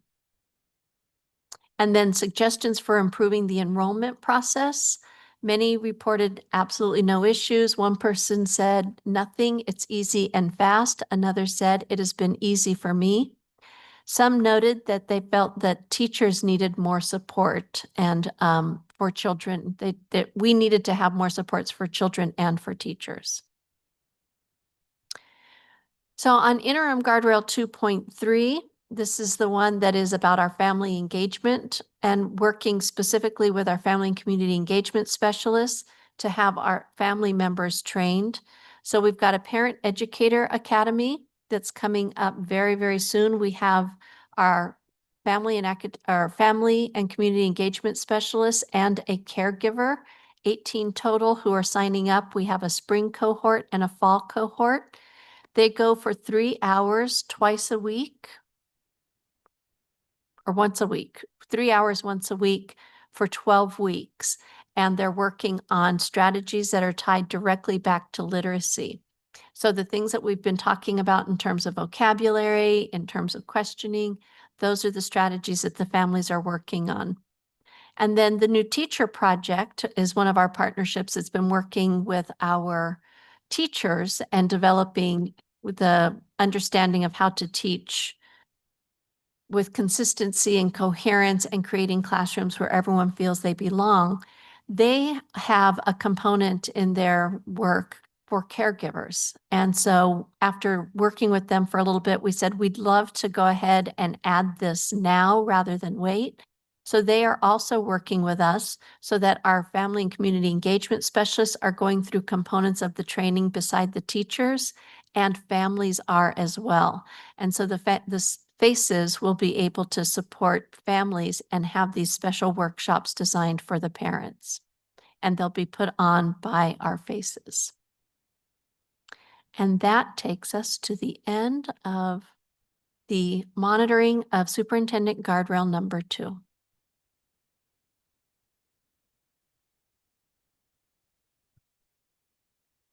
Thank you for all of that information, Dr. Gonzalez. Do we have any questions? I do. Who runs the internal audit when it comes to the front office stuff?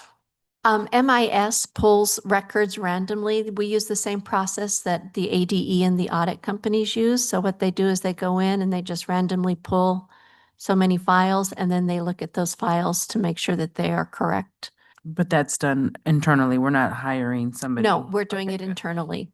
It will be done, though. I want to be clear about this. We're doing it internally to catch errors first so that we can make corrections and teach proper processes. But when we're audited, ADE and our auditors will do that process externally. Another question I ask, and I ask it all the time, is like, I'm super confused why this is a guardrail and why these aren't written into like someone's job description. And then I guess that leads me to if it's an internal audit. Well, you said explain that, because I'm worried that if it's an internal audit, how do we know that it's accurate? But you're saying it's done electronically or something? No, our MIS team is responsible for ensuring the accuracy of all of our records. They depend on the front office staff to put the records in correctly. There hasn't always been a system to check it other than waiting until an auditor from outside comes to do it. So we've started putting in the internal audit to make sure that it's happening correctly. And why this is a guardrail? Because it was a need that was identified. Yeah, I've been thinking, I mean, you've heard me talk about that quite a bit because I definitely don't think it should be a guardrail. But yeah, those were my questions. Again, I think it should be it should be part of a job description. People should be doing that on their own. And, you know, again, the accuracy is kind of like where I'm at, but I think that's it for now. I'm glad you raised that point. It's telling now at this part of the, I don't know, at this level, at this section of, like from where we started to where we're at now, we are finding it's helping us put processes in place so that we don't lose funding when we're not logging attendance correctly, when we're not doing certain things. So without this guardrail, we wouldn't have found these, I don't think. But you're right, I think we are at a point where we can make some changes to these. But I do appreciate where we started and where we're coming from. But back from the data that we got in 2022 and 23, it was put in place because there were problems like going to front offices where staff weren't very welcoming or didn't really take time to help parents through certain in either enrollment processes or just connecting really with the community. So I feel like it's been a long time coming, but we've made a lot of progress, and I can even tell a difference when I visit schools now, the difference in the interaction. And not to say it was bad, it just wasn't, it was kind of non-existent. Like you literally waited until somebody stopped what they were doing to come acknowledge you. And now it's like we have protocols in place where we're greeted. You're logged in, you get to visit, like there's just a lot more engagement and there didn't used to be. Yeah, I just feel like it's a lot of hand holding, like where we have to hold their hands to make sure that they're being accurate and checking attendance and stuff like that, where we could be prioritizing other things. But I do want to say that I do appreciate that we do have some community feedback and seeing what it is that people need and want. Like that is my biggest thing that I love. And so seeing it in there, you know, I see that, you know, we're getting some numbers up there and they're coming and they're, because all the feedback on the things that we're doing, it needs to be led by them and then them putting their perspective on the things that they want. That is so important to me. So good job on getting all that information on that. So thank you. Any further questions? All right, hearing none, I move that we approve our progress monitoring report for Superintendent Guardrail number 2. Do we have a second? This is Erica and I second. Thank you. All in favor say aye. Aye. Aye. Aye. All opposed say no. Hearing none, the motion passes and we will move on to item G6 regarding board self guardrail number 2. This guardrail is in place to ensure that the board is focusing. We have allotted time to focus on our student achievement. So we do have, I believe it was printed out. We have our time use evaluation, and the most recent one we have calculated for meetings is from August 14th meeting and then our study session that we had in August. So that's where a lot of our minutes went. So we're not hitting our target of at least 50%. We were only hit 2% with 9 minutes this go around. So we're working on it. September's meeting minutes will be included in the next time we look at this guardrail. And And this meeting, we've got some minutes allotted to our student achievement goals. So that number will increase. But this guardrail is in place again, just to make sure that we are focusing on student achievement and we prioritize that, and don't get distracted by other things where we spend all of our time focusing on finances and things like that, which are equally as important, but we've just got to balance it out. So with that, are there any questions regarding the time use evaluation? Yeah, actually, I just saw this from before. I didn't see it before the meeting, but I feel like these numbers are low, like really low. And obviously I didn't calculate it, but I'd be interested in seeing a little bit more about that because the 2 meetings I've been here for, I feel like we've spent definitely more than 2% of the time on this, but I could be wrong. Agreed. And so our governance coach helps us monitor these. And so it is, I would like to get to the point where one of us is able to calculate all these minutes, but I think that's a great question. So we will get together and spend some time on that. So I appreciate the reach out. I will, I guess, work to connect with you to make some time to do that with our coach. I think wouldn't take us too much time. So I'll reach out to connect us regarding that. Any further questions on the tool? Okay, with that, we'll move on to our final, well, almost final item, H1, our future agenda items. Do we have any future agenda items this evening from the board?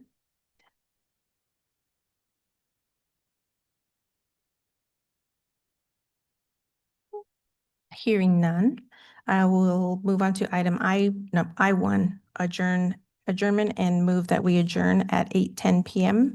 Do we have a second? This is Erica and I second. Thank you. All in favor, say aye. Aye. Aye.